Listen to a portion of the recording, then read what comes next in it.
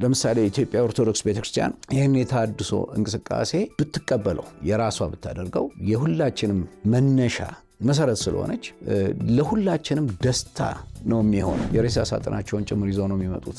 ለመሞት ቆርጦ ላለመመለስ ወስነው ነበር የሚመጡት። የኢትዮጵያ ቤተክርስቲያን አሁን ባላት አቅም ምንም አይነት ውጫዊ ድጋፍ ሳታገኝ አቅሟ ከአፍሪካ ሁለተኛ ነው፣ ከዓለም 5ኛ ደረጃ ላይ ነው ያለነው። በአብዛኛው ከምዕራባዊ ያመጣነውን ባህል አንፈልገው። እኛ ባህላችን በአብዛኛው በኦርቶዶክስ ውስጥ የተገነባ ስለሆነ ኢትዮጵያዊ ብቻ ራስን አድርጎ መቁጠር በተለይ በወንጌል አማኞች ዘንድ ተገቢ አይደለም። ፖለቲካ በምንለው አገር መምራት በምንላቸው እንቅስቃሴዎች ውስጥ የወንጌላውያን አማኞች ቁጥር ጎላ ያለ እየመጣ እንዳለ ይታያል። ሰዎች ልክ እንደ ተቃዋሚ ቀድሞ የነበረውን አሰራር የሚቃወሙ ተደርገው ይገፋሉ። በታሪክ ውስጥ ስደትን እንድንመኝ የሚያደርጉን ነገሮች እኮ እናያለን። ቤተክርስቲያን በ3ኛው መቶ ክፍለ ዘመን የመንግስት ሃይማኖት ከሆነች በኋላ እንደ እግዚአብሔር ቃል ያልሆኑ ልምምዶችና አሰራሮች ወደ ቤተክርስቲያን ሲገቡ ወደ ሃይማኖትነት ተለውጦ ለዛ ነው ተሐድሶ የሚባለው ነገር እና በጣም የምደነቀው ነገር በእግዚአብሔር ቃል ዕውቀትም በመንፈሳዊ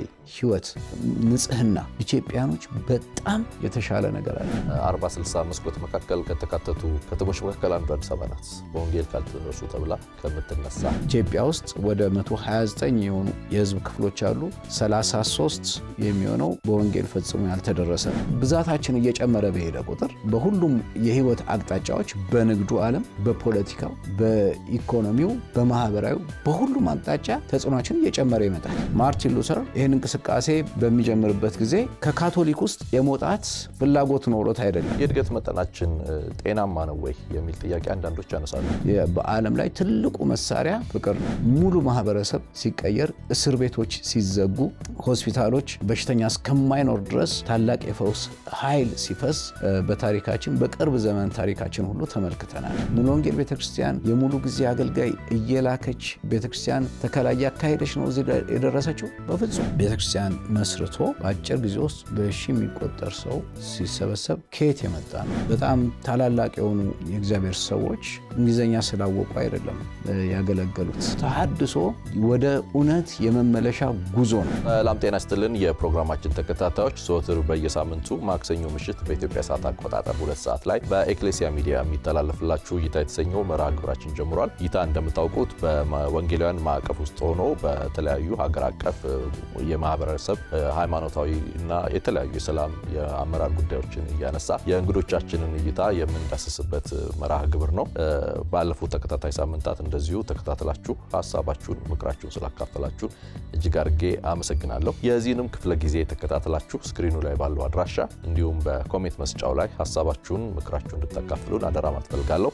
ዛሬ ወንጌልና የሚስዮን ተልዕኮ በሚል ርዕሰ ሀሳብ ውይይት እናደርጋለን። ለውይይቱ ይመጥናሉ ብለን እንግዳ ጋብዘንላችኋል። እንግዳችን ከሃጊያዞ አፖስቶሊክ ጎስፕል ሚኒስትሪ ዋና ዳይሬክተር በመሆን ያገለግላሉ። ረዘም ላለ ዓመታት በተለይ ከወንጌል አገልግሎትና የሚስዮን አገልግሎት ጋር የተያያዘ አገልግሎት ነው ያላቸው። ስለዚህ ዛሬ ለርዕሰ ሀሳቡ ወሳኝ ሰው ናቸው ብለን በማመን እንግዳ አድርገን ጋብዘንላችኋል። ሬቨረንድ አማኑኤል ቶማስ ዛሬ ከኔ ጋር ናቸው። በቆይታችን እንደምትባረኩ እንደምትጠቀሙ ተስፋ አደርጋለሁ። አብራችሁ ቆዩ።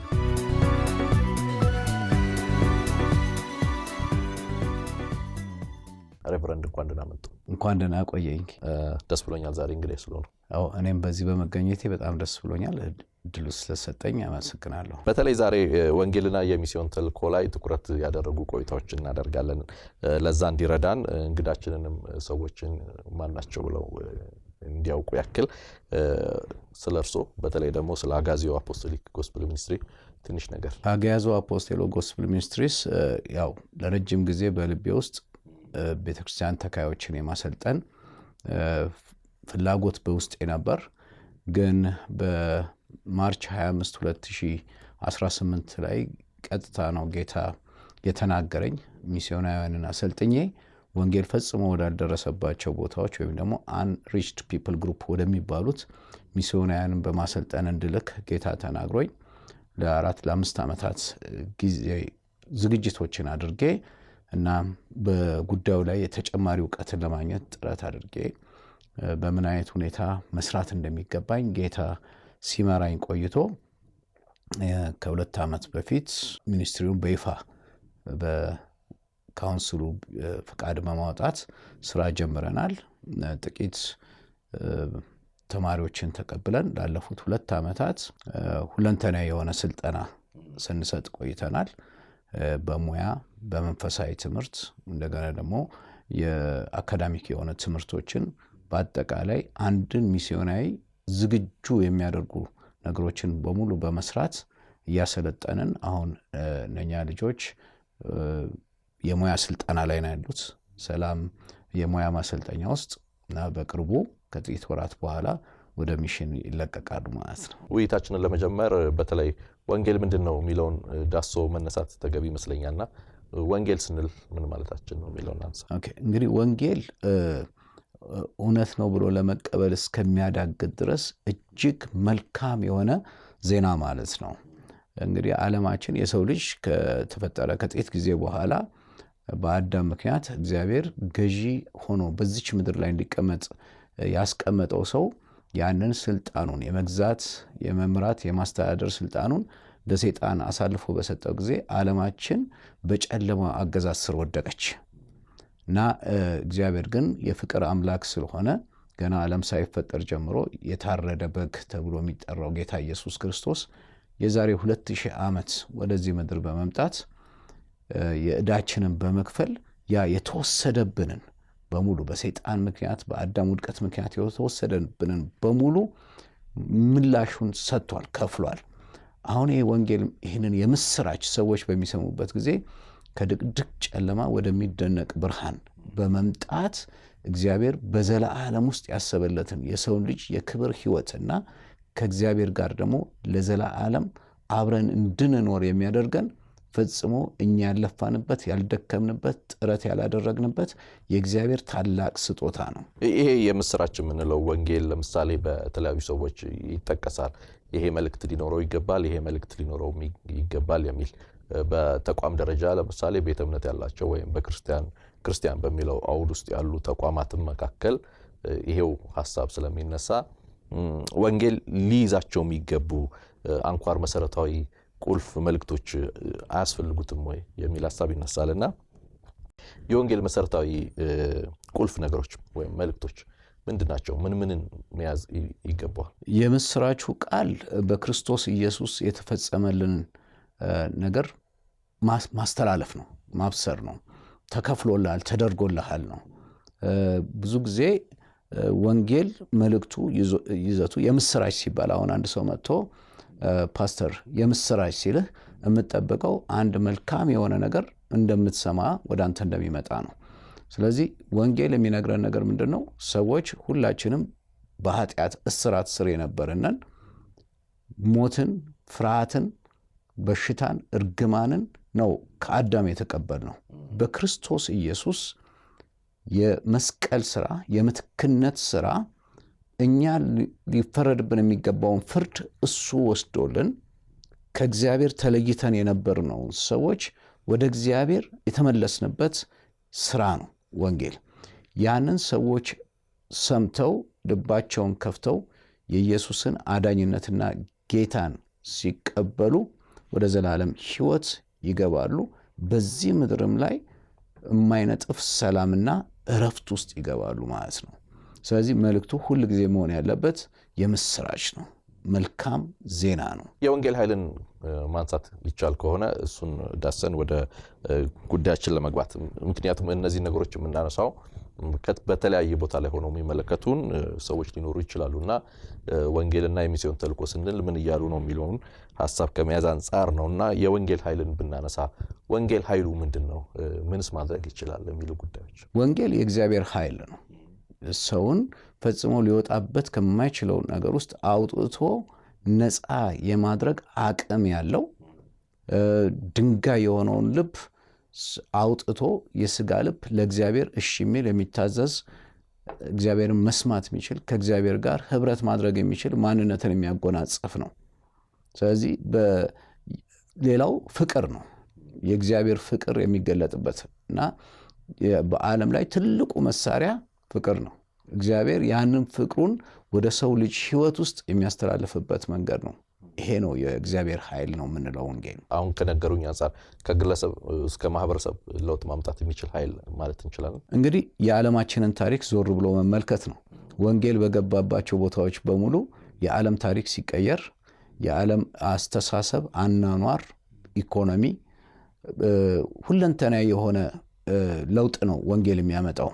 አንድን ሰው በመንፈሱ በነፍሱ ማለት በነፍሱ ስንል በአስተሳሰቡ በስሜቱና በፈቃዱ ላይ እንደገናም ደግሞ በተግባሩም እንዲለወጥ ያደርጋል። ሰው ዕውቀቱ ሲለወጥ ተግባሩ ይለወጣል። ስለዚህ ሁለንተናዊ የሆነ ለውጥን የሚያመጣ ነው ወንጌል። ወንጌል የማይነካው የሰው ክፍል ወይም ደግሞ የማህበረሰብ ክፍል የለም። አንዳንድ ቦታዎች ላይ ወንጌል በሚገባበት ጊዜ በተለይ የወንጌል መነቃቃት ወይም ሪቫይቫል የምንለው ነገር በሚመጣባቸው ቦታዎች ላይ ከፍተኛ ወንጀል፣ ሱስ ምናምን የነበረባቸው በከተማ ደረጃ በታሪክ ውስጥ በቤተክርስቲያን ታሪክ ውስጥ በቅርብ ጊዜ ሁሉ ስናይ ቆይተናል። ሙሉ ማህበረሰብ ሲቀየር፣ እስር ቤቶች ሲዘጉ፣ ሆስፒታሎች በሽተኛ እስከማይኖር ድረስ ታላቅ የፈውስ ኃይል ሲፈስ በታሪካችን በቅርብ ዘመን ታሪካችን ሁሉ ተመልክተናል። በክርስትና አውድ ውስጥ የሚታወቁ ሀገራት ወይም አካባቢዎች እንደኛም አይነት ሀገሮች መካከል ለምሳሌ ብዙ ውንብድናዎች አሁን የጠቀሷቸው አይነት ከፍተኛ አይነት የጨለማ የምንላቸው አሰራሮች የጎላባቸው አካባቢዎችም ቦታዎችም ይኖራሉ። ግን የክርስትና የምንለው እምነት እዛ መካከል ሆኖ እንደዛ መካከል ካለን ወንጌል እየተሰበከ ነው ማለት ይቻላል። ወንጌል ኃይሉ ተገልጧል ማለት ይቻላል። ወንጌሉ ኃይሉ የሚጨምር የሚቀንስ አይደለም። ምክንያቱም እግዚአብሔር ትናንትናም ዛሬም እስከ ዘላለም ያው ነው። ይህንንም ለውጥ ሳናይ የምንቀርበት ምክንያት ምንድን ነው? የሰው ደግሞ ድርሻ አለ። ነፍሳችን ላይ መስራት ያለብን እኛ ነን። እውቀታችን ካልተለወጠ ያ ነገር ሰውየው ተለውጧል፣ ግን እውቀቱን በእግዚአብሔር ቃል ለመለወጥ ፈቃደኛ ካልሆነ ራሱን ለዛ ነገር ካልሰጠ አሁን የምናያቸው አሁን ያልካቸው ድካሞች በቤተ ክርስቲያን አካባቢና በግለሰቦች ሕይወት ውስጥ የሚታየው በአእምሮ ያለመታደስ ውጤት ነው። ያ ሰው ላይ ያለውጥ መምጣቱ ምንም ጥርጥር የለውም። ለዚህ ነው ቤተ ክርስቲያን እኮ የምንሰበሰበው አንዱ በአእምሮ መታደስ ለመለወጥ እውቀታችንን ለመቀየር ነው። ያ እውቀት ካልተቀየረ በባህሪያችን ላይ ያ ለውጥ ሊንጸባረቅ አይችልም። ስለዚህ መማር በጣም አስፈላጊ ነው። ወንጌል ታዲያ በጉዞስ መካከል አሁን እንዳነሳውሎት ለምሳሌ እንደ ክርስቲያን በሚል አውድ ውስጥ ብዙ የሚንቀሳቀሱ ቤተ እምነታዊ እንቅስቃሴዎች በወንጌላውያንም በሌሎችም ውስጥ መካከል ስላለ ነው ይህንን ምናልባት ትንሽ ብንዳስሰው ያሰብኩትና ሃይማኖት የመሆን ቴንደንሲ ወይም ሃይማኖት ውስጥ ሲገባ ያለው ኃይሉ ይጠነክራል፣ ይዳከማል።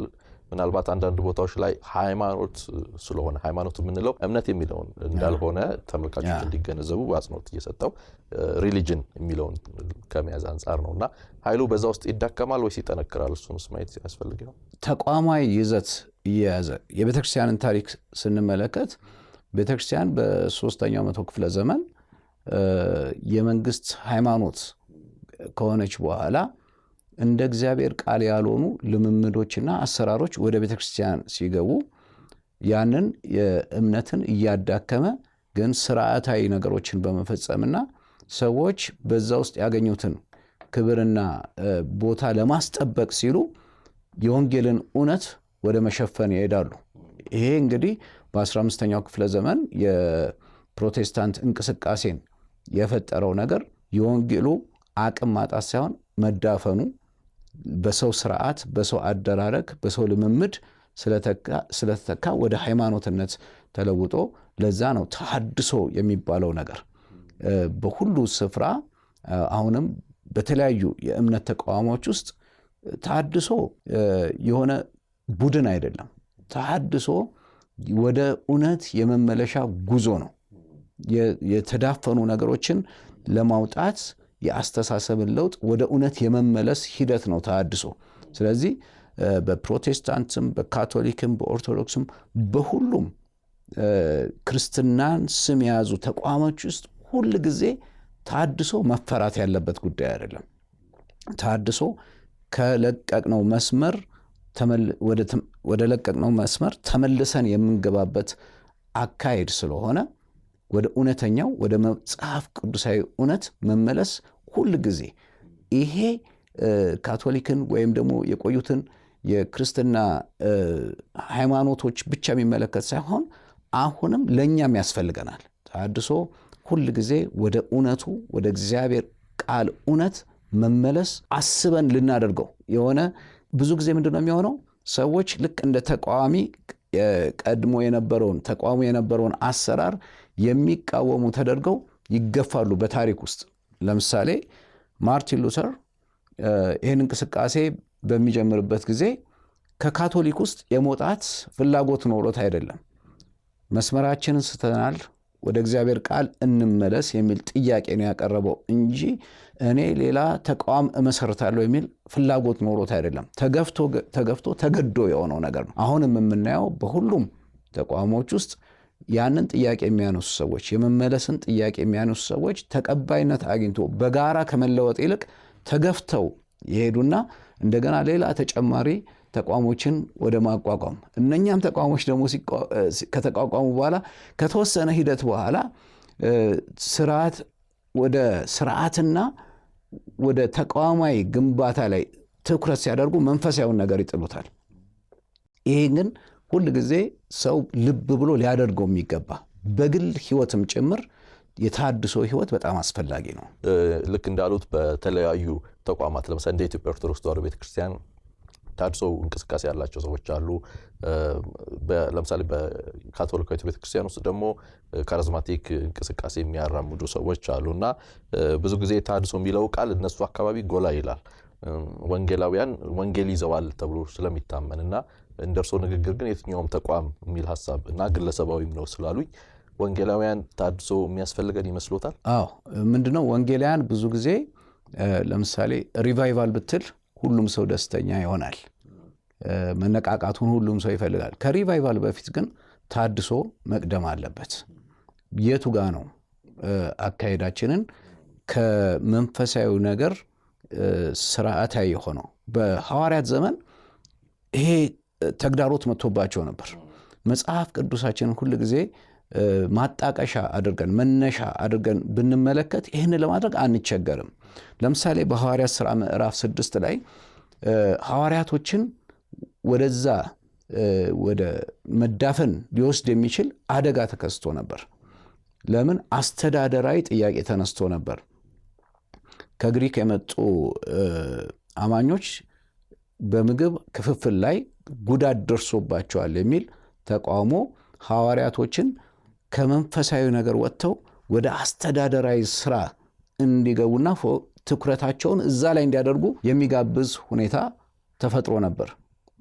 ጴጥሮስን መንፈስ ቅዱስ ረድቶት ምን አደረገ? መንፈስ ቅዱስ የሞላባቸው በጣም አስፈላጊ ነገር ነው። መንፈስ ቅዱስ የሞላባቸውን ታማኝ የሆኑ አገልጋዮችን 7 አገልጋዮችን ምረጡና አምጡ አለ። ለነኛ ሰዎች ያንን ድርሻ ተሰጣቸውን። እኛ ግን በቃሉና በጸሎት እንተጋለን አለ።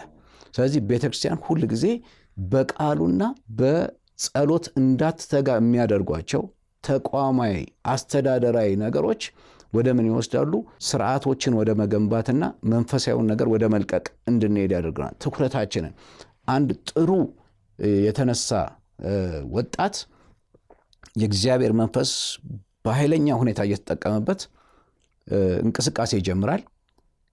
በፍጹም ቤተክርስቲያን እመሰርታለሁ ወይም ደግሞ ተቋም ገነባለሁ የሚል ሐሳብ የለውም። መጀመሪያ ላይ ግን ሰዎች እየመጡ ሲሄዱ፣ ብዙ ተከታዮች እየበረከቱ ሲሄዱ ወደ ተቋማዊ አካሄድ ለመሄድ ይገደዳል። አሁን ያ ተቋም መመስረቱ ችግር የለውም በመሰረቱ።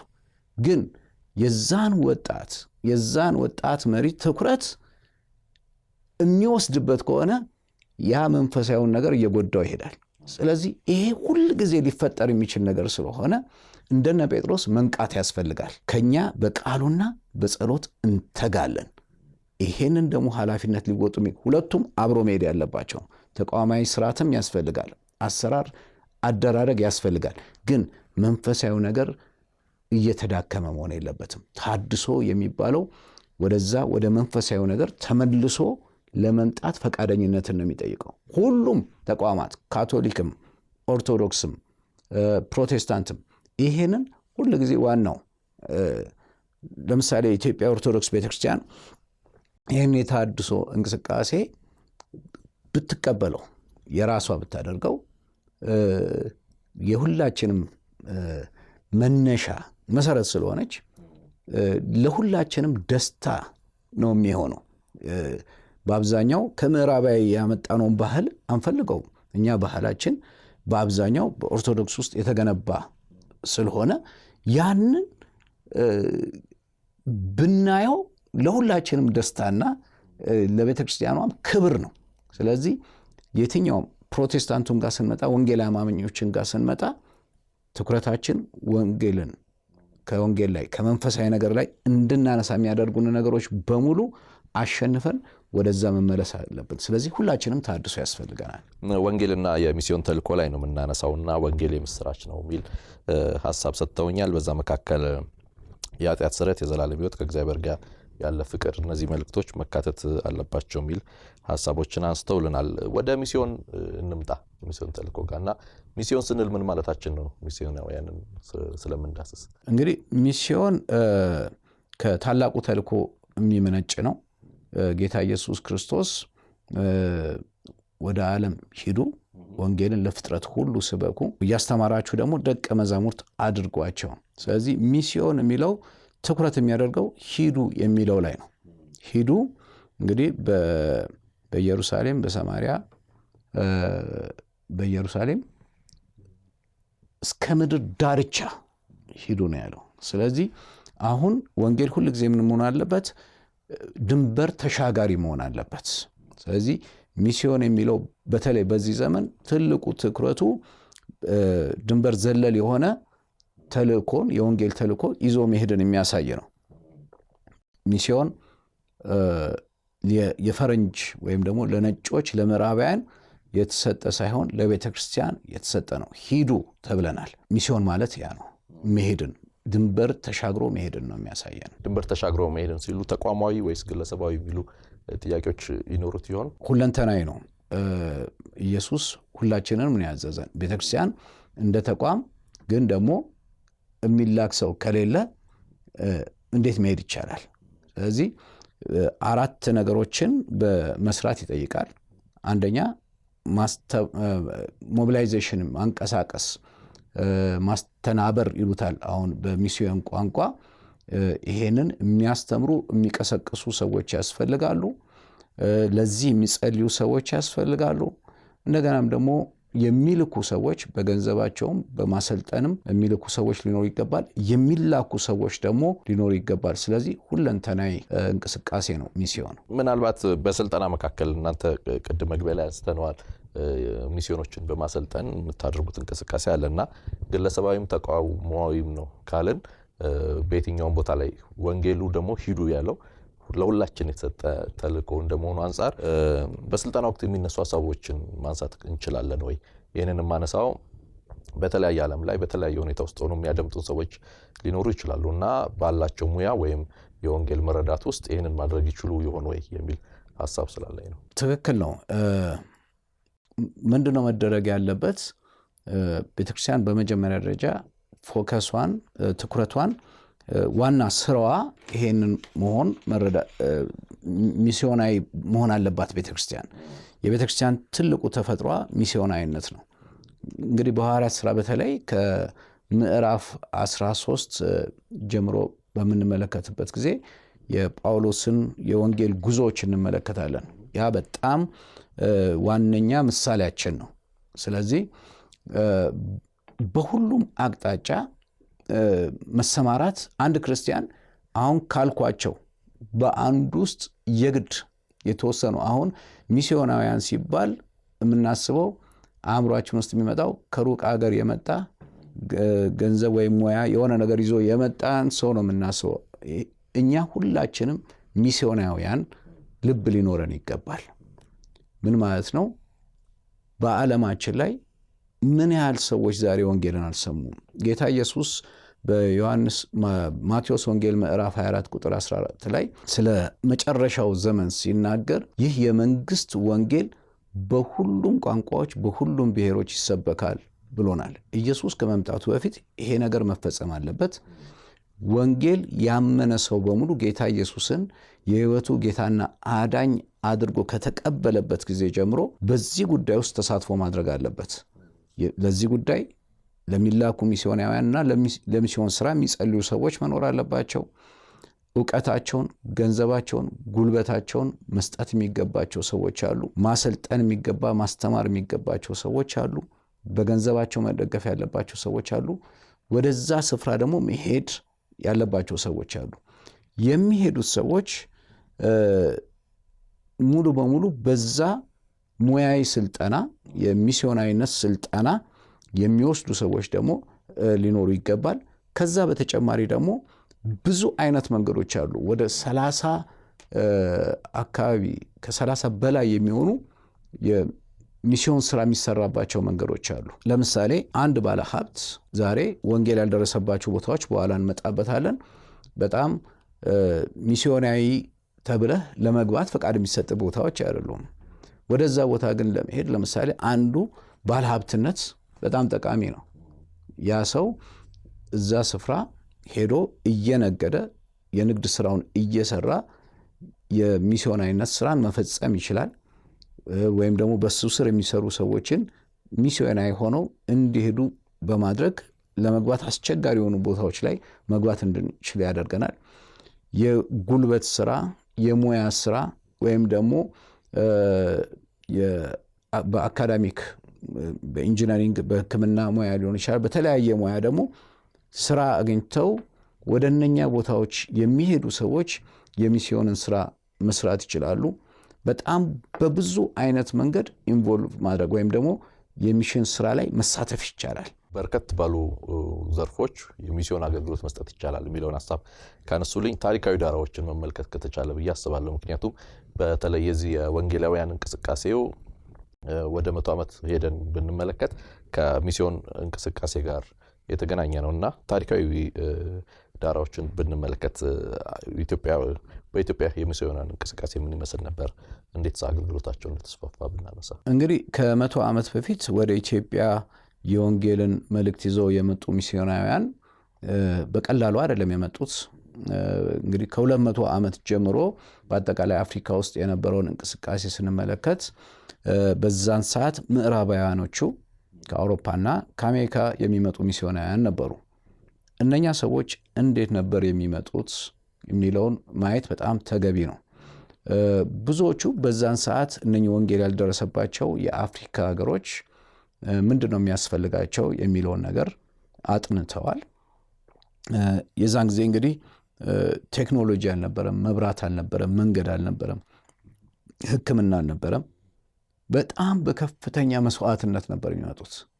በጣም የሚያስደንቀው የሚስዮናውያንን ታሪክ በምታጠናበት ጊዜ ወደ አፍሪካ ሲመጡ መድረስ ወደሚፈልጉበት ቦታ ከመድረሳቸው በፊት በበሽታ፣ በወንበዴዎች፣ በባህር ላይ አደጋ ይሞቱ ነበር። ላኪዎቹ እነኚህ የላኳቸው ሙሉ በሙሉ ሞተው እንደገና ሌላ መርከብ ሚስዮናውያንን ይልኩ ነበር። ምን ይባላል? እንደውም የሬሳ ሳጥናቸውን ጭምር ይዘው ነው የሚመጡት። ለመሞት ቆርጦ ላለመመለስ ወስነው ነበር የሚመጡት። እንግዲህ ይሄ ቁርጠኝነት የመንፈስ ቅዱስ እርግጠኝነት ይጠይቃል። ኮንቪክሽን የምንለውን ይጠይቀናል። ከዛ በተጨማሪ ደግሞ ምንድን ነው ይዤ የሚሄደው የሚለውን ነገር ሁሉ ቦታ መግቢያ መንገድ ያስፈልጋል። እነኚህ ሚስዮናውያን አፍሪካ ትምህርት ቤት፣ የሕክምና እና የተለያዩ ድጋፍ የሚያስፈልጋት አህጉር ስለነበረች ወደኛ ሲመጡ የሙያ ስልጠናዎችን፣ ሆስፒታሎችን፣ ትምህርት ቤቶችን በመመስረት ነው ለመግባት የቻሉት። ወደ ኢትዮጵያ በምንመጣበት ጊዜ በጣም ከባድ ሆኖባቸው ነበር። ሚስዮናውያን ብዙ ጥረት አድርገው በሱዳን በኩል በኤርትራ በኩል በተለያየ አቅጣጫ ሙከራ አድርገው ለረጅም ዘመናት ሰው እየሞተባቸው ሲልኩ መንገድ ላይ እየቀረባቸው እየተገደሉባቸው አላቆሙ። እንግዲህ አንዱ የመካነ ኢየሱስን በምንመለከትበት ጊዜ ከዚህ ከኢትዮጵያ በባርነት ተሽጦ የነበረ አናሲሞስ የሚባል የኦሮሞ ተወላጅ በባርነት ተሽጦ አሰብ ላይ ሚስዮናውያን ገዝተውት ነፃ ካወጡት በኋላ እሱንና ባለቤቱን አሰልጥነው ውጤታማ በሆነ መንገድ ወደ ወለጋ እነኚህ ሚስዮናውያን እንዲገቡ የመጀመሪያው በር የተከፈተ በእነሱ አማካኝነት ነው። ከዛ በተጨማሪ ዶክተር ቶማስ ላምቤ በኢትዮጵያ የወንጌል ተልእኮ ውስጥ ትልቅ አስተዋጽኦ ያደረጉ ሰው ናቸው።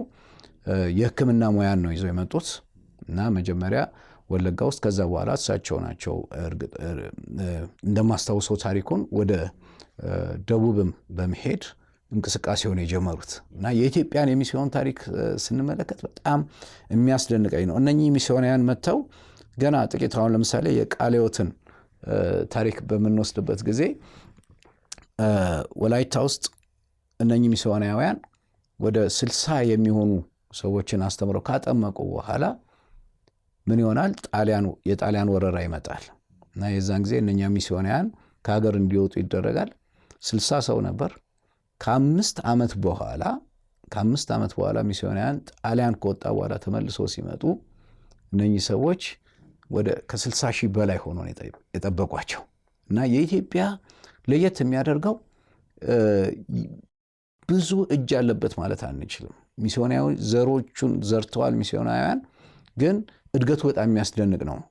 ረጅም ጊዜ ሆኖኛል ካነበብኩት። የመሰረተ ክርስቶስንም እንደዚሁ አስታውሳለሁ። ከመውጣታቸው በፊት 5000 አካባቢ ይመስለኛል። ተመልሰው ከ5 ዓመት በኋላ ሲመጡ 35000 ሆኖ ነው የጠበቃቸው እና ይሄ አንደኛ የኢትዮጵያን ቤተክርስቲያን አገር በቀል የመምሰል እድሏን በጣም ከፍተኛ አድርጎታል። እናም ብዙ ድንበር እንዳይኖር በወንጌል አማኞች መካከል በልምምዶቻችንም በአጠቃላይ እንደ ሌሎቹ አገሮች በቤተ እምነት በጣም የተከፋፈለን አይደለም። አንድ አይነት ነን። ተቋሞቹ የተለያዩ ይምሰሉ እንጂ አማኞቹ ጋር ያ ልዩነት የለም። ስለዚህ ያ ዋጋ ምንስ ኖሯቸው ነው? አሁን ዛሬ ብዙ ቴክኖሎጂ ያለ ብዙ መንገዶች አሉ። ግን እነኚህ የደቡብ አባቶች ለምሳሌ ሚስዮናውያኑ ተመልሰው ሲመጡ የነበራቸው ሚስዮናውያኖቹ ሲሄዱ የማርቆስ ወንጌል ብቻ ነበረች እጃቸው ላይ ተተርጉሞ የነበረው። በዛች ብቻ ተጠቅመው ነው እንግዲህ ወደ 60 ሺህ ማደግ የቻሉት። ይሄ በጣም አስደናቂ ነገር ነው እና ቅንነት፣ በወንጌል መነካት ከእውቀት በላይ ከተሟሉ እኛ መሟላት አለባቸው ብለን ከምናስባቸው ነገሮች የልብ መነካት ነው ትልቁ ነገር። ይህንን እንመለከታለን በኢትዮጵያ ታሪክ። በጣም አስደናቂ የሆነ የወንጌል ጉዞ ነው የተደረገው። አሁን እንግዲህ ከ100 ዓመት በላይ እድሜ ያለን እያልን ነው ወንጌላውያን እና የእድገት መጠናችን ጤናማ ነው ወይ የሚል ጥያቄ አንዳንዶች ያነሳሉ። በሀገሪቱ ላይ 20%፣ 30% ቁጥሩ እርግጥ ያልሆነ ቁጥር እዚህም እዛም ይነገራል እና 30 ሚሊዮን ነን፣ 20 ሚሊዮን ነን፣ 40 ሚሊዮን አይነት ቁጥሮች ይነሳሉ እና እርግጥ የሆነውን ቁጥር ዳታ እስክናገኘው ድረስ እና የእድገት መጠናችን ጤናማ ነው? እርስዎ ይህን እንዴት ያሉ? እኔ በጣም አስደናቂ ነው ብዬ ማለት በዓለምም ደረጃ የተደረጉ ጥናቶች በደንብ የሚያሳዩት ጤናማ የሆነ እድገት ያለበት ነው። ለምሳሌ ኃይለ ሥላሴ ከመውደቃቸው በፊት ከ1 ሚሊዮን የማይበልጡ ወንጌል አማኞች እንደነበሩ ነው የሚታወቀው። በደርግ ዘመን በ17 ዓመት ውስጥ በ83 ደርግ ሲወድቅ ወደ 9 ሚሊዮን አካባቢ ተጠግቷል። በ1997 የተሰራ የወንጌል አማኞች አብያተ ክርስቲያናት ህብረት ያስጠናው ጥናት አለ። እዛ ላይ ወደ 9 ሚሊዮን በ17 ዓመት ውስጥ፣ ከዛ እስከ 97 ባለው ጊዜ ደግሞ ወደ 18 ሚሊዮን አካባቢ አድጓል። አሁን እንግዲህ ወደ 30 ሚሊዮን በአጠቃላይ የኢትዮጵያ ህዝብ ምንድነው? አንደኛ ለምሳሌ አገር አቀፍ ቆጠራ እስካሁን ድረስ አልተደረገም።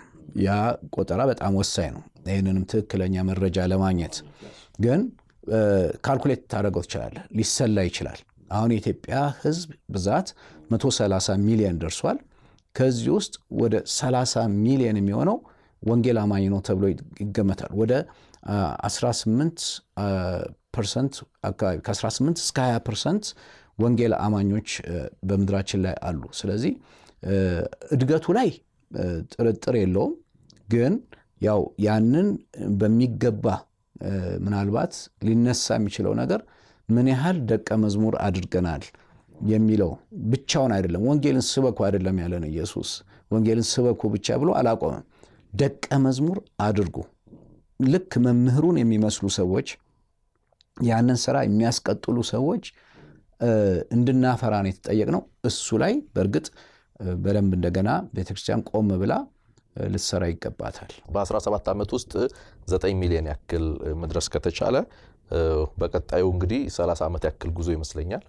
በዛ መካከል እጥፍ ነው እያደገ ያለው ወደ 18። ስለዚህ ይሄ የቁጥሩ ልዩነት የሚያሳይ ይመስለኛል። በ17 9 ከደረሰ በ30 ሲሆን ደግሞ ከ9 በላይ ቁጥር ያለው መሆን ይችል ነበር ብዬ ስለማስብ፣ ከዛ ጋር ግን ጎን ለጎን ማንሳት እንፈልገው ሌላኛው ጥያቄ 17ቱ የነጻነት ዘመን ምንለው አይደለም። በአንጻራዊነት ቤተክርስቲያን በብዙ ተግዳሮቶች ውስጥ ያለፈችበት ዘመን ስለሆነ፣ ከዛ በኋላ ግን ያለው ደግሞ ይሄ 30 ዓመት ደግሞ ምናልባት በአንጻራዊነት ነጻነት አለ ምንለው ወቅት ነው። አሁን ደግሞ ያለፉትን ምናልባት 4 ወይ 5 ዓመታት ደግሞ በህግ ማዕቀፍ ውስጥም ደግሞ የተገኘበት ነገር አለና ይሄንን ካየን በነጻነቱ ዘመን እድገታችን ተመሳሳይ የሆነው ለምንድን ነው?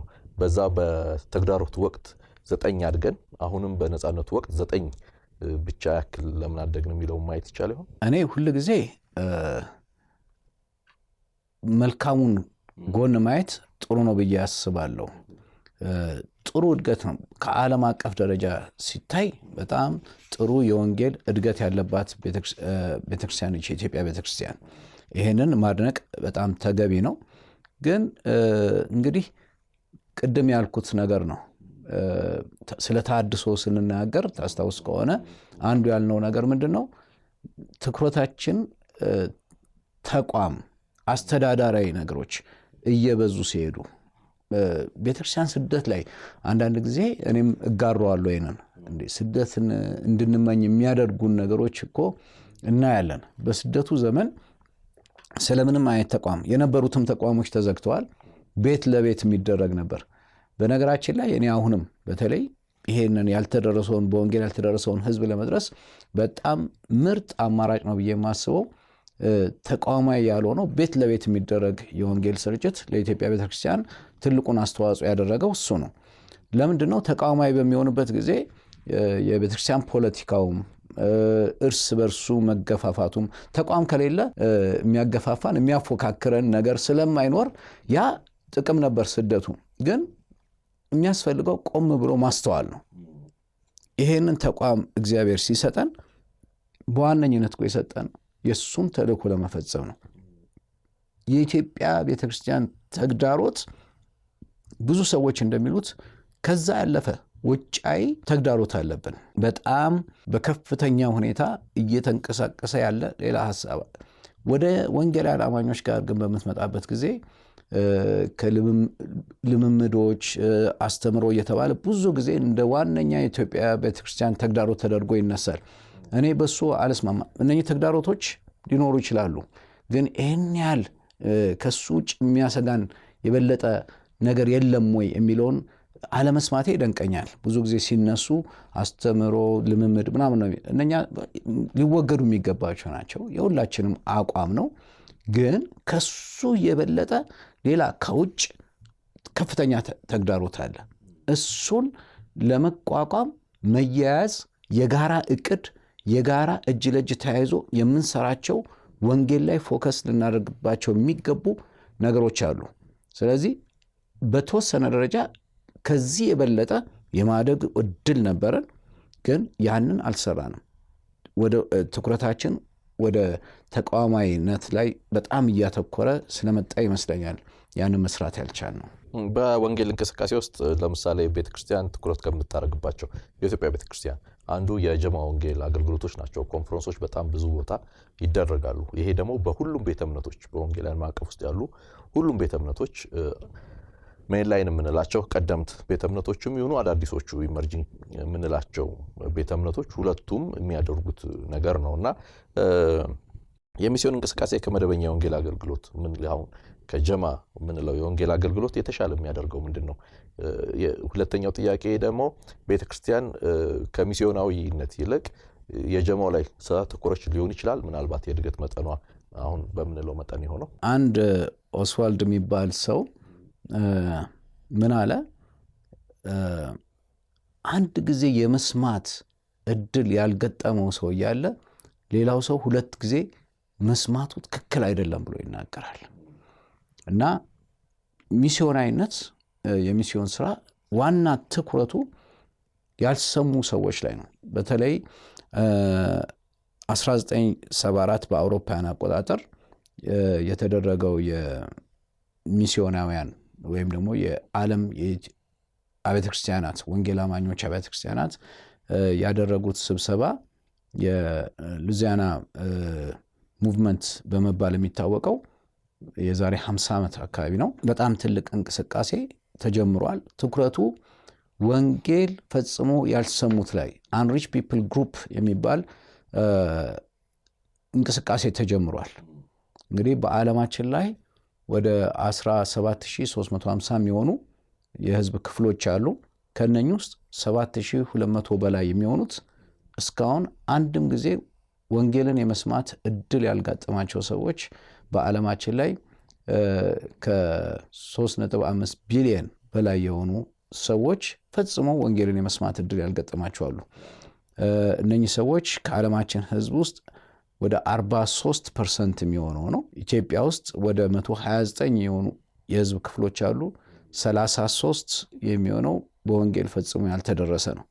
እና ቤተክርስቲያን ያላት ወንጌል ላይ ከምታወጣው ወጪ ውስጥ እስካሁን ድረስ ለነኚህ ፈጽሞ በወንጌል ላልተደረሱት የምታወጣው 1% አይበልጥም። በዓለም ላይ በአሁኑ ሰዓት ያውም እሱም እየወረደ ከ100 ዓመት በፊት ከ1 ሚሊዮን በላይ ሚስዮናውያን በአብዛኛው ምዕራባውያን ተሰማርተው ነበር። አሁን ስምሪት ላይ ያሉ ወደ 400,000 የሚሆኑ ሚስዮናውያን ናቸው፣ ድንበር ዘለል የሆኑት ማለት ነው። ከነኚህ ውስጥም ፈጽሞ ወንጌል ወዳልደረሰባቸው ቦታዎች እየሄዱ ያሉት ከ3% በታች ናቸው። ስለዚህ ቤተክርስቲያን የአቅም ችግር የለባትም፣ የሰው ኃይል ችግር የለባትም፣ የገንዘብ ችግር የለባትም። ያለባት አሁንም የትኩረት ተቋም ላይ ማተኮር፣ ዋናውን ስራ ላይ አለማተኮር ነው።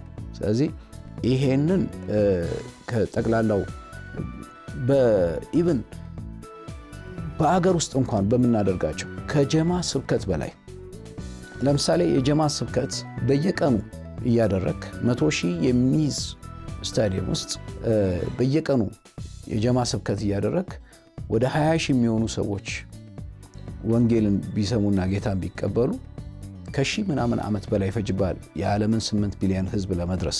አንድ ለአንድ ሰዎች እየመሰከሩ ያም የተመሰከረለት ሰው ጌታን እየመሰከረ ሰዎችን ቢያመጣ በ24 ዓመት ውስጥ የዓለምን 8 ቢሊዮን ህዝብ በወንጌል መድረስ ይቻላል። ከፍተኛ ወጪ ያለው የሚመስለው ጀማ ስብከቱ ላይ ነው። ውጤት ግን ያለው አንድ ለአንድ የሚደረግ የወንጌል ስብከት ነው። ስለዚህ አሁን ሁሉም መንገዶች ጀማ ስብከትም ላይ የኔ ችግር የለብኝም። የአደባባይ ስብከት ላይ ሁሉም መንገድ ወረቀት እኮ ሰው እስር ቤት ውስጥ ሆኖ ብጣሽ ወረቀት አግኝቶ የሚለወጥ ሰው አለ። ሁሉም መንገዶች መልካም ናቸው። ግን የበለጠ ውጤታማ የሚያደርገንን በተለይ አንድ ለአንድና ደግሞ ፈጽሞ ወንጌል ላልደረሰባቸው ሰዎች የሚስዮንን ድንበር ዘለል የሚስዮንን ስራ መስራት በጣም በጣም አስፈላጊ ነው። እየተከታተላችሁ የምትገኙት በመግቢያ ላይ እንደነገርኳችሁ እይታ የተሰኘውን መርሃ ግብራችን ነው። ከሬቨረንድ አማኑኤል ቶማስ ጋር ያደረግን ያለነው ቆይታ አልተጠናቀቀም። ካፍታ ቆይታ በኋላ ተመልሰን ወደ እናንተ የምንመጣ ይሆናል። እስካሁን ባነሳናቸው ሐሳቦች ላይ ጥያቄ ወይም የተለየ እይታ ካላችሁ በኮሜንት መስጫው ላይ ልታካፍሉን ትችላላችሁ። እስካሁን እየተከታተላችሁን ካላችሁ ዝግጅታችንን ወዳችሁታል ማለት ነው። ስለዚህ ሰብስክራይብ ሳታደርጉ የደውል ምልክቱን ሳትጫኑ እንዳትወጡ አደራ ማለት ፈልጋለሁ። ይህንን የእረፍት ጊዜ እናንተ ለዚህ ልትጠቀሙበት ትችላላችሁ። ካፍታ ቆይታ በኋላ ተመልሰን እንገናኛለን።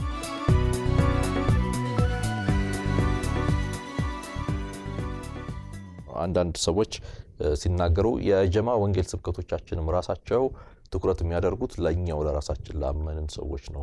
ይሄ የሚያሳየው ወንጌልን አምነው ድነትን የሚቀበሉ ሰዎችን ቁጥር ስንመለከተው ከተሳታፊው አንፃር በጣም ውስን ቁጥር ነው። ይሄ የሚያሳየን ትኩረቱም ዝግጅቱም ሁሉም ነገር እኛ ለኛው አይነት እንቅስቃሴ ስለሚያሳይ ነው የሚል ነገር ይናገራሉና ይሄንን እርስዎ ያሉ ጌታ ኢየሱስ ክርስቶስ የሰጠን ተልእኮ ወንጌልን መስበክ ብቻ ሳይሆን ደቀ መዝሙር ማድረግ ነው እና ደቀ መዝሙር ያላደረከውን ህዝብ ወጥተህ ወንጌል መስክረህ ሰው አምጣ ብሎ ማለት በአብዛኛው የወንጌል ስርጭት ሲባል ቤተክርስቲያን ውስጥ የምናያቸው ነገሮች ሌሎች ፕሮግራሞች ሲካሄዱና የወንጌል ስርጭት ወይም ጸሎት የሚባል ፕሮግራሞች ከላይ ጀምሮ መሪዎች ራሳቸው ትኩረት የማያደርጉበት ህዝቡ ደቀ መዝሙር ያልተደረገበት ስራ ስላለ ያንን ስራ የጀማ ስብከቱን ስራ ውጤታማ እንዲሆን አድርጎታል። ስለዚህ መሰራት ያለበት እያንዳንዱ አማኝ ደቀ መዝሙር እንዲሆን የማድረግ ስራ በጣም አስፈላጊ ነው። ቤተክርስቲያን እሱ ላይ ነው ትልቁ ድካማ። አሁን ሲያነሱልኝ አስደናቂ ቁጥር አንስተውልኛል። ከዓለምም የወንጌል እንቅስቃሴ ከኛም ሀገር አንፃር ለምሳሌ 1 ሚሊዮን ያክል የነበረው የሚስዮን ቁጥር በዓለም አቀፍ ደረጃ ድንበር ተሻጋሪ ወደ 400,000 እንደቀነሰ አሁን አንስተውልኝ ነበር። ከሱ ጋር አሁን ሌላው ያነሱልኝ ነገር ደግሞ 400,000 ያክሉ እንኳን ትኩረቱ 3% ወደሚሆነው በወንጌል ወዳልተደረሰ ያክል ነው የሚል ነገር አንስተውልኛል። በይሄም ተመሳሳይ የኛንም ሀገር እንደሚያሳይ ጠቅሰውልኝ ነበር። ከዛ ጋር ያነሱልኝ ደግሞ የገንዘብ እንቅስቃሴው ራሱ ደግሞ 1% ብቻ ነው ወደ እነዚህ ሰዎች እየሄደ ያለው የሚለውን ነገር አንስተውልኛልና ይሄ ታዲያ ምን ያሳየናል? ቤተክርስቲያን ትልቁን ተልኳን መርሳት የለባትም። አሁንም ይሄንን ለማስተካከል ቀላል ነገር ነው።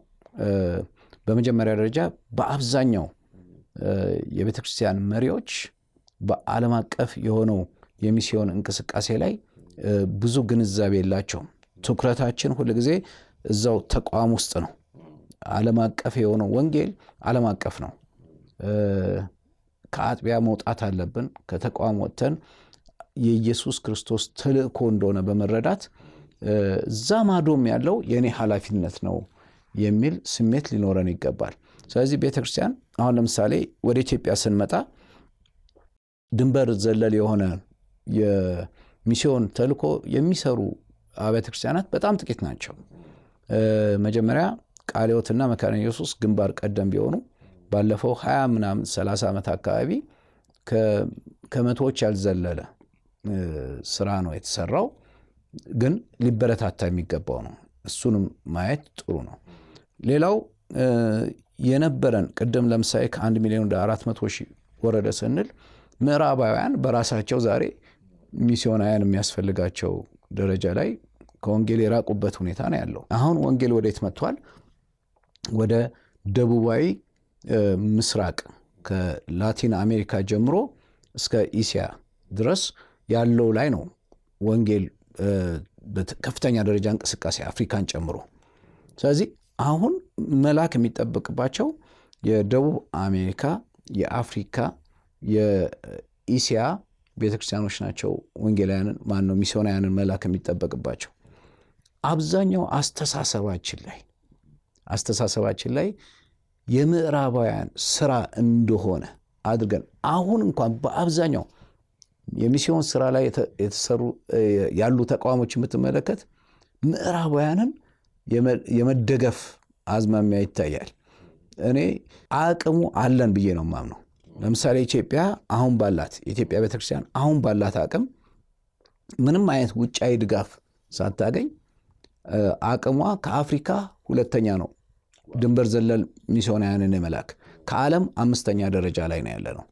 እየተጠቀምንበት አይደለም እንጂ እንችላለን። ኢትዮጵያ እኮ በአሁኑ ሰዓት 5 ሳንቲም ሳታወጣ ጥቂት ስልጠናዎችን ብቻ ባላት አቅም በመስጠት 400-500 ሺህ የሚሆኑ ኢትዮጵያውያን ከዛ በላይ የሚሆኑ ይሄዳሉ ለጉልበት ስራና ለተያየ። እነሱን እንኳን አብቅተን ብንልክ ምንም አይነት የውጭ ድጋፍ ሳያስፈልገን ኢትዮጵያ ግንባር ቀደም ሚስዮናውያንን ላኪ አገር መሆን ትችላለች የኢትዮጵያ ቤተክርስቲያን። ያንን አቅማችን መጠቀም ብቻ ነው የሚያስፈልገን። ቅድም አንስተውልኝ ነበር ሚስዮኑ ታሪካዊ ዳራዎችን ስንመለከት ወደ ኢትዮጵያ በገቡበት ጊዜ ከስብከተ ወንጌል ባሻገር በተለያየ ሙያ ላይ ተሰማርተው ነበር፣ በጤና፣ በትምህርት፣ በልማት ስራዎች ላይ የሚል ነገር። በእነዚህ በልማት ስራዎች፣ በማህበራዊ ጉዳዮች ላይ አሁን ምን አይነት መልክ አለን? እኛስ ከስብከተ ወንጌሉ ባሻገር በእንደዚህ አይነት ተቋማዊ እንቅስቃሴዎች ውስጥ ባሉ ስራዎች ላይ በልማት ቢሆን ለምሳሌ በትምህርት ቤት በተለያዩ ጉዳዮች ላይ እንቅስቃሴያችን ምን ይመስላል? እንቅስቃሴያችን በጣም የተገደበ ነው። ግን አሁንም ቢሆን አንድ የመካነ ኢየሱስን እንትን በጣም ማደንቀው ሁለንተናዊ አገልግሎት የሚል እንትን አላት የመካነ ኢየሱስ ቤተክርስቲያን። ያ በጣም ጥሩ ነው። ሁላችንም ጋር ሊኖር የሚገባ ነው። ማህበረሰብን ስታገለግል ሚስዮናውያኑ አንዱ የተጠቀሙበት መንገድ ለኛ ሆስፒታሎችን፣ ትምህርት ቤቶችን በመገንባት ሙያቸውን ይዘው በመምጣት ነው ወደ ኢትዮጵያ ውስጥ እንኳን ለመግባት የቻሉት። አሁንም የኢትዮጵያ ቤተክርስቲያን ሁለንተናዊ አገልግሎትን የመስጠት አስተሳሰብ ሊኖራት ይገባል። እኛ በአብዛኛው የምናስበው ሄዶ ወንጌል መስበክ ብቻ እንደሆነ አድርገን ነው የምናስበው። ግን በብዙ አቅጣጫ ያንን መልካሙን ነገር ከነኚህ ከምዕራባውያኖች ተምረን ልንሄድ ይገባናል። ምክንያቱም አሁንም እነኚህ በወንጌል ያልተደረሱ የሚባሉት ከ95% በላይ ያሉት 1040 ዊንዶ ወይም ደግሞ 1040 መስኮት የሚባለው ከምዕራብ ሰሜናዊ ምዕራብ አፍሪካ ጀምሮ እስከ ኤዥያ ባለው ክፍል ውስጥ ነው። ይሄ ወደ 3.5 ቢሊዮን ህዝብ ያለው 95% የሚሆነው እዛ ውስጥ ነው ያለው። እነኚህ ደግሞ አንደኛ ከፍተኛ ለወንጌል የተዘጉ ስደት ያለባቸው በፖለቲካ፣ በሃይማኖት እና ደግሞ በኢኮኖሚ በጣም ከፍተኛ ችግር ያለባቸው ቦታዎች ናቸው። ስለዚህ ልክ ምዕራባውያኖቹ ወደ አፍሪካ ሲመጡ ያደረጉትን ነገሮች ዛሬም ማድረግ ይቻላል። ሄዶ ሙያን መስጠት። ትናንትና ማታ በአጋጣሚ አንድ ሰርግ ላይ ከአንድ እህት ጋር ስናወራ ነበርና ስትነግረኝ እሷ የተማረችበት ትምህርት ቤት ሚስዮናውያን መጥተው ያቋቋሙት ትምህርት ቤት ነበር እና በጣም እየተደነቀች ትነግረኝ ነበር።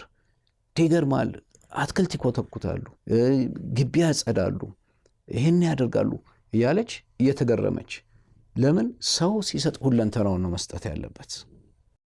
እኛ ጋር ስትመጣ አንድ ሚስዮናዊ የሆነ የአሜሪካ ወይም የአውሮፓ የሚሽን ተቋም ገንዘብ እየከፈለው ደሞዝ እየተከፈለው ሄዶ እንደሚሰራ ይሄ አንዱ እንዳይሰራ በዚህ ስራ የበለጠ እንዳናድግ ያደረገን ይሄ አስተሳሰብ ነው። ትልቅ በረከት መስጠት ነው። ስለዚህ እኛም አቅማችንን እነኚህ ነጮች ገንዘብ ስላላቸው አይደለም። አንድ ሚስዮናዊ ወደ አፍሪካ ወይም ወደ ኢትዮጵያ ሲመጣ ሰዎች ቁርሳቸውን የሆነ ነገራቸውን መስዋዕት አድርገው አዋጥተው በሚሰጡት ነው እዚህ መጥቶ የሚያገለግለው የነበረው በታሪካችን ስንመለከት እንጂ ገንዘብ ስላላቸው አይደለም። ዛሬ እኛም ይሄንን የማድረግ አቅም አለን። ወደ እነኚህ ቦታዎች ላይ ሰብአዊ እርዳታዎችን፣ የሙያ ስልጠናዎችን፣ የሕክምና እርዳታዎችን፣ የተለያዩ ነገሮችን ማድረግ ከተቀባይነት አስተሳሰብ መውጣት ነው። ሁል ጊዜ ድሃ እንደሆነን ማሰብ ትክክል አይደለም። ድህነት ያለውን አለማወቅ ነው። ሰው አስተሳሰቡ ነው መቀየር ያለበት። ያለህን ጥቂት ነገር መስጠት ከቻልክ አንተ ባለጠጋ ነህ። ራሳችን እንደዛ ነው ማለት መስጠት የምችለው ነገር አለኝ ብለን ብናስብ ይሄንን ነው። እና ከዚህ ጋር ተያይዞ አሁን እኔ ሚስዮናውያን ሳሰለጥን አሁን በአሁኑ ሰዓት ላለፈው 2 ዓመት ያህል የመንፈሳዊ ስልጠና፣ የአካል ብቃት ስልጠና ሲሰጣቸው ቆይተው አሁን የሙያ ስልጠና ላይ ነው ያሉት። በሰላም የቴክኒክና ሙያ ማሰልጠኛ ውስጥ ወንዶቹ የኤሌክትሪክ ሙያ እየሰለጠኑ ነው። ለሴቶች ደግሞ የምግብ ዝግጅት እንደዚህ አይነት ስልጠና እየተደረገ ነው። በምን አይነት አስተሳሰብ ነው? እዛ ቦታ ሄደው ደሞዝ የሚከፈላቸው ሳይሆን እየሰሩ እየሰጡ ማገልገል የሚችሉ ሰዎችን ማብቃት ይጠበቅብናል ብዬ ስለማምን ነው። ይሄ ግን አሁን ከስልጠናው አንጻር ካነሱልኝ ለምሳሌ ሙያዊ ስልጠና ያላቸው ሰዎች አማኞች በርከት ያሉ አሉ። ለምሳሌ አካላዊ የሚሰጠውም ስልጠና ለምሳሌ አይቻለው እዛ መካከል እሱንም መውሰድ የሚችሉ ወይም ያላቸው በተለያየ ዓለም ያሉ አማኞች አሉ። ምናልባት መንፈሳዊ ጉዳይም ቢሆን ከወንጌል አንጻርም ያላቸው እውቀት ጥሩ የሚሆን ግን ሚስዮናዊ ተልእኮ ላይ ብቻ ተኮረ ስልጠና በትንሹ ብቻ በመስጠት በመላው ዓለም ያለውን ወይም እኛም ሀገር ውስጥ ያለውን አማኝ ራሱን ወደ ሚስዮን መቀየርስ ቀላል ነገር አይደለም። እንደዛ ማድረጉ ትልቁ የጎደለን ነገር የስልጠና ነገር አይደለም፣ የመረጃ ጉድለት ነው ያለው። ሰዎች እኔ አሁን በጣም ያነሳሳይ ነገር ከኛ በፊት ያለፉትን የእምነት አባቶች የህይወት ልምምድ እና ታሪካቸውን ማንበብ በጣም ደስ ይለኛል። ያ ያነሳሳል። ያንን ስትሰማ እንድትነሳ እንደዚህ ማድረግ ይቻላል ብሎ እንዲያስብ ያደርጋል። አብዛኛው ሰው ውስጡ የተቀበረ ፍላጎትና ጥሪ ያለ ግን መረጃው የለውም። አሁን ይሄንን በምንናገርበት ጊዜ አንድ የሚሰማ ሰው እኔም ለካ አስተዋጽኦ ማድረግ እችላለሁ ብሎ እንዲያስብ ያደርገዋል። ስለዚህ ምንድነው መደረግ ያለበት? ቤተክርስቲያን መሪዎቿ መጀመሪያ በሚገባ መረጃ ያላቸው ዕውቀት ያላቸው ሊሆኑ ይገባል። ከዛ ቤተክርስቲያን ውስጥ ከወንጌል ስርጭት ከሚባለው ክፍል በተጨማሪ የሚስዮን ራሱን የቻለ መኖር አለበት። አንድ ጥሩ ምሳሌ ላንሳለ። አሁን ምን ላይ እንደደረሱ ባላቅም አንድ ስልጠና ላይ አንድ ሚሽነሪ አበራ የሚባል ቃለ ሕይወት የላከችው ሚስዮናዊ ነበር። የተለያዩ ኤዥያ ውስጥና ቻይና ቆይቶ የመጣ እና እሱ የተለያየ ቦታ ሄዶ በሚናገርበት ጊዜ ልምምዱን ያሳለፈውን የህይወት ተመክሮን ሲያካፍል ብዙ ሰዎች ተነሳስተዋል። ከዛ ውስጥ ለምሳሌ ዘጸአት አፖስቶሊክ ቸርች የሚስዮን ክፍል አቋቁማ እንቅስቃሴ እንደጀመረች አውቃለሁ። አሁን ምን አይነት ደረጃ ላይ እንዳለ ባላውቅም ሁሉም አዳዲስ የመጡትም ቤተክርስቲያኖች የቀደሙትም ሁሉም በቋሚነት የሚሰራ የሚስዮን ክፍል ያስፈልጋቸዋል። ለዛ በጀት ለምሳሌ ቀደም 1% እያለን እንትን ስንል ነበር።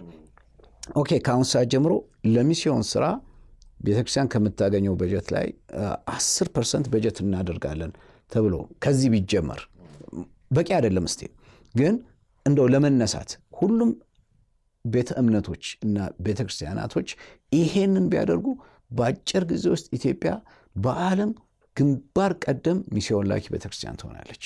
ለምሳሌ አንዳንድ የዓለማችን አገሮች በክርስትና አውድ አላቸው። ለምሳሌ ክርስትና እምነት ያለባቸው ቦታዎች ናቸው። ለምሳሌ አዲስ አበባንም ሰሜን ኢትዮጵያንም ለምሳሌ ወደኛ ሀገር ተመልሰን ብንመለከተው በዛ ውስጥ አሉ። ግን አሁንም በወንጌል ያልተደረሱ ተብለው ከሚያዙ ቦታዎች አንዱ አዲስ አበባም ሰሜን ኢትዮጵያም ናቸውና በወንጌል ያልተደረሱ ስንል ምን ማለታችን ነው?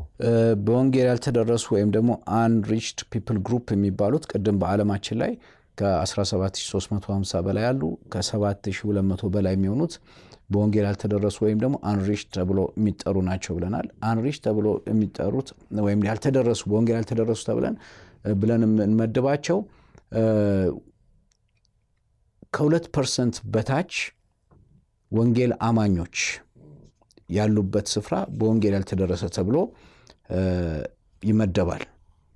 ከዛ በተጨማሪ ደግሞ ፍሮንታየር የሚባል አለ። ያኛው ፈጽሞ እነኚህ እንግዲህ በወንጌል ያልተደረሱት ውስጥ አንዳንድ እንቅስቃሴዎች የሚስዮን ተቋማት ወይም ደግሞ አብያተ ክርስቲያናት እንቅስቃሴ የጀመሩባቸው ቦታዎች ሊሆኑ ይችላሉ። ፍሮንታየር ደግሞ የሚባለው የበለጠ የለየለት እስካሁን ምንም እንቅስቃሴ መደረግ ያልተጀመረበት ቦታ ነው። ስለዚህ እነኚህን እንደ ጆሹዋ ፕሮጀክት የሚባል እነኚህን በጣም ሰፊ መረጃዎችን የሚሰጥ በጣም ስለዛ ተቋም እግዚአብሔርን አመሰግናለሁ። በየጊዜው ወቅታዊ የሆኑ መረጃዎችን የሚሰጥ ዌብሳይትም አላቸው ጆሹዋ ፕሮጀክት። ያንን መመልከት በጣም ጠቃሚ ነው። በቀላሉ ስለ ዓለም የሚስዮን እንቅስቃሴ ብዙ መረጃ ይሰጠናል። ስለዚህ ወደ ኢትዮጵያ በምንመጣበት ጊዜ 129 አካባቢ የህዝብ ክፍሎች አሉ። ከእነኚህ ውስጥ 33 የሚሆነው አሁንም ፈጽሞ በወንጌል ያልተደረሰ አካባቢ ነው። ከዚህ ውስጥ ደግሞ ወደ 6% የሚሆነው ወደ 6 የሚሆኑት ከ33 ወደ 6 የሚሆኑት ደግሞ ፍሮንታየር ውስጥ ነው ያሉት። ፈጽሞ እንቅስቃሴ እንኳን የሌለባቸው ቦታዎች ናቸው። ስለዚህ የኛ አቅም አሁን እኔ ጉድለቱ ላይ አይደለም ፎከስ ማድረግ የምፈልገው፣ አቅማችን ለዓለም የሚተርፍ ነው። የኢትዮጵያ ቤተክርስቲያን ያላት አቅም ልቡ ብቻ መረጃው የእግዚአብሔር ቃል ሲናገር እምነት ከመስማት ነው ይላል። ስለዚህ እነኚህን መረጃዎች ሰዎች ሲያገኙ አሁን እንኳን እናንተ ይሄንን በምንጫወትበት ጊዜ በዚህ የቴሌቪዥን መስኮት ይሄንን የሚሰማ ሰው ወይም መሪ ለዚህ ነገር መነሳትን ይሰጠዋል። መረጃ አለመስማት ነው፣ አለማወቅ ነው፣ ያለውን ክፍተት አለመረዳት ነው፣ ያለንን አቅም አለማወቅ ነው ችግራችን እንጂ ምንም አይነት ጉድለት የለብንም ይሄን ለማድረግ። ከአፍሪካ ሁለተኛ ከዓለም አምስተኛ አቅም ያላት ሀገር ናት ለሚስዮን በራሷ አቅም የመውጣት ነገር ብለውኛል። እና እኔ በዓለም አቀፍ የወንጌል ተልእኮ ውስጥ የእኛ ድርሻ ምን ያህል ነው፣ አሁን ያለንበት መታወቅ ይችላል ወይ የሚለውን ማንሳት ይቻል ከሆነ እንግዲህ ባለኝ መረጃ መሰረት በዋነኝነት አሁንም ሚስዮናውያንን በመላክ የሚታወቁት እንግዲህ ብዙ ይሄን ያህል ካላቸውም አቅም አኳያ በቂ ነው ብዬ አላስብም። ግን ቃለ ሕይወት በአንድ ወቅት እስከ 200 እንደዚህ የሚደርሱ በ20 ዓመት ውስጥ እንደላከች እርግጠኛ ትክክለኛውን መረጃ ባይኖረኝም እንደዛ አይነት እንቅስቃሴ አለ። መካነ ኢየሱስም እንደዛ አይነት እንቅስቃሴ አለ። ይሄ ጥሩ ነው። አሁን እንደውም ሙሉ በሙሉ በራሳቸው አቅም ይሄንን የማድረግ ከማንም እርዳታን ሳይጠይቁ ይሄንን የማድረግ እንቅስቃሴ እንደዚህ እያደረጉ እንዳለ አውቃለሁ። ሙሉ ወንጌልም አሁን የጀመረች ይመስለኛል። ገነት ቤተክርስቲያን የሚስዮናውያን ማሰልጠኛ ተቋም እንዳላት በቅርብ ጊዜ ሰምቻለሁ። ከመሪዎቹ ጋር ስናገር ያ ተቋም እንዳለና እንቅስቃሴ እንደተጀመረ ምን ያህል ዓለም አቀፋዊ እያደረጉት እንደሆነ ባላውቅም እንግዲህ አዳዲስ እየመጡም ካሉ ለምሳሌ ቅድም ዘጸአትን አንስቻለሁ። እስካሁን ሚስዮናውያንን ይላኩ አላወቅኩም። ሌሎች ደግሞ ተቋሞች አሉ እንደ ሆርን ኦፍ አፍሪካ የመሳሰሉ የሚስዮን ላይ ትኩረት አድርጎ የሚሰሩ በተለይ ሆርን ኦፍ አፍሪካ ከኢቫሱ ጋር ከፍተኛ እንቅስቃሴ በተለይ ከዩኒቨርሲቲ ተመርቀው የሚመጡ በዩኒቨርሲቲ ህብረቶች ውስጥ ያሉ ወጣቶች አሁን ይሄ በሚገባ መረጃውን እያገኙ ለዚህ ስራ እየተነሳሱ ነው። ስለዚህ አቅማችን ገና ምንም አልተነካም፣ አልተጠቀምንበትም። ግን አሁንም ይሄ መረጃው በደንብ እየተሰራጨ ሲሄድና መሪዎችም ከተቃዋሚ አሰራር ወደ ዋናው ወደ ተጠራንበት የወንጌል ተልእኮ በትክክል ትኩረታችንን እየቀየርን ስንመጣ በአጭር ጊዜ ውስጥ እርግጠኛ ሆኜ የምናገረው እኔ ራእዬ በሚቀጥሉት 20 ዓመታት ውስጥ ኢትዮጵያ የዓለም ቁጥር 1 ሚስዮን ላኪ አገር እንድትሆን ነው መስራት አለብን ብዬ ማምነው። እኔም በግሌ ምሰራው ያንን ነው። ኢትዮጵያውያን በመላው ዓለም በሁሉም ሀገሮች ላይ ምናልባትም የሌሉበት የለም እስኪባል ድረስ አሉ። እዛ መካከል አንዱ ወንጌላውያን አማኝ የሆኑ ኢትዮጵያውያን ናቸውና በመላው ዓለም ሲሄዱ ደግሞ አጥቢያ ቤተክርስቲያናትን የመትከል ልማድ አላቸው። እሱም ደግሞ ትኩረት የሚያደርገው ራሱ ሀበሻ ኤርትራዊና ኢትዮጵያዊውን ማህበረሰብ የማገልገል ነው። እኛ ሀገር ለምሳሌ ከፍተኛ የአጥቢያ ቤተ እምነት የመትከል እንቅስቃሴ አለ። አሁን በተለይ ካውንስሉም ከመጣ በኋላ በርካታ ቤተ እምነቶች እንደተተከሉ ይታያል። ከሱ ጋር ማንሳት የፈለኩት ለምሳሌ ከአፍሪካ የመጡ ከሌላም ሀገር የመጡ በሚስዮን ተልእኮ ውስጥም ባይሆን በአጥቢያ ቤተክርስቲያን ተከላ እንቅስቃሴ ውስጥ የተሳተፉ የሌሎች ሀገራት ቤተ እምነቶችን እዚህ ኢትዮጵያ ውስጥ ማየት ይቻላል። እና እኛ በመላው ዓለም ስንሄድ ራሳችንን ብቻ ምን አገለግልበት ምክንያት ምንድነው? አንዳንዶች የቋንቋ ነው ይላሉ፣ ሌሎችንም ነገሮች ያነሳሉና ይሄንን እርሶ እንዴት ያያሉ? ኢትዮጵያዊ ብቻ ራስን አድርጎ መቁጠር በተለይ በወንጌል አማኞች ዘንድ ተገቢ አይደለም። እኛ የአንድ መንግስት አገልጋዮች ነን። የእግዚአብሔር መንግስት የሚባል አለ። የእግዚአብሔር መንግስት ድንበር የለውም። የእግዚአብሔር መንግስት በቋንቋ፣ በብሔር፣ በኢኮኖሚም፣ በእውቀትም የሚገደብ አይደለም። በጣም ታላላቅ የሆኑ የእግዚአብሔር ሰዎች የግድ እንግሊዘኛ ስላወቁ አይደለም ያገለገሉት እና ከዛ አስተሳሰብ ያንን ሰብሮ መውጣት ያስፈልጋል። ምንድነው የተደረግነው? አይ ቲንክ አስተዳደጋችንም ይመስለኛል። እንግሊዘኛ የእውቀት መለኪያ አይደለም፣ መግባቢያ ቋንቋ ነው እና ለምሳሌ አንድ የኔ ልጅ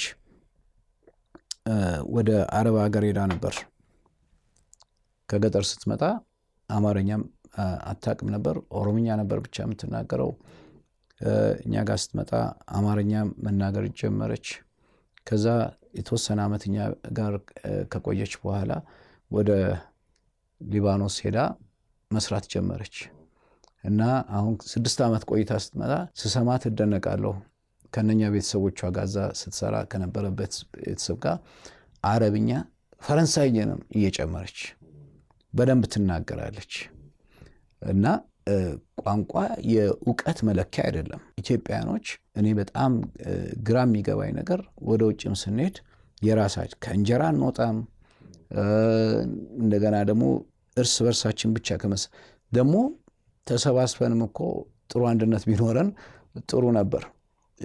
ያሉት ቤተክርስቲያኖች የተከፋፈሉ ነው በአውሮፓም በአሜሪካም ውስጥ እንትን የሚያደርጉት። ግን ከሱ ይልቅ ወንጌል ዓለም አቀፋዊ እንደሆነ መረዳትና ሁሉንም ሰው ለመድረስ ቁርጠኝነትን ይጠይቃል። የቋንቋም ችሎታ አይደለም፣ እውነት ለመናገር የአስተሳሰብ ነው።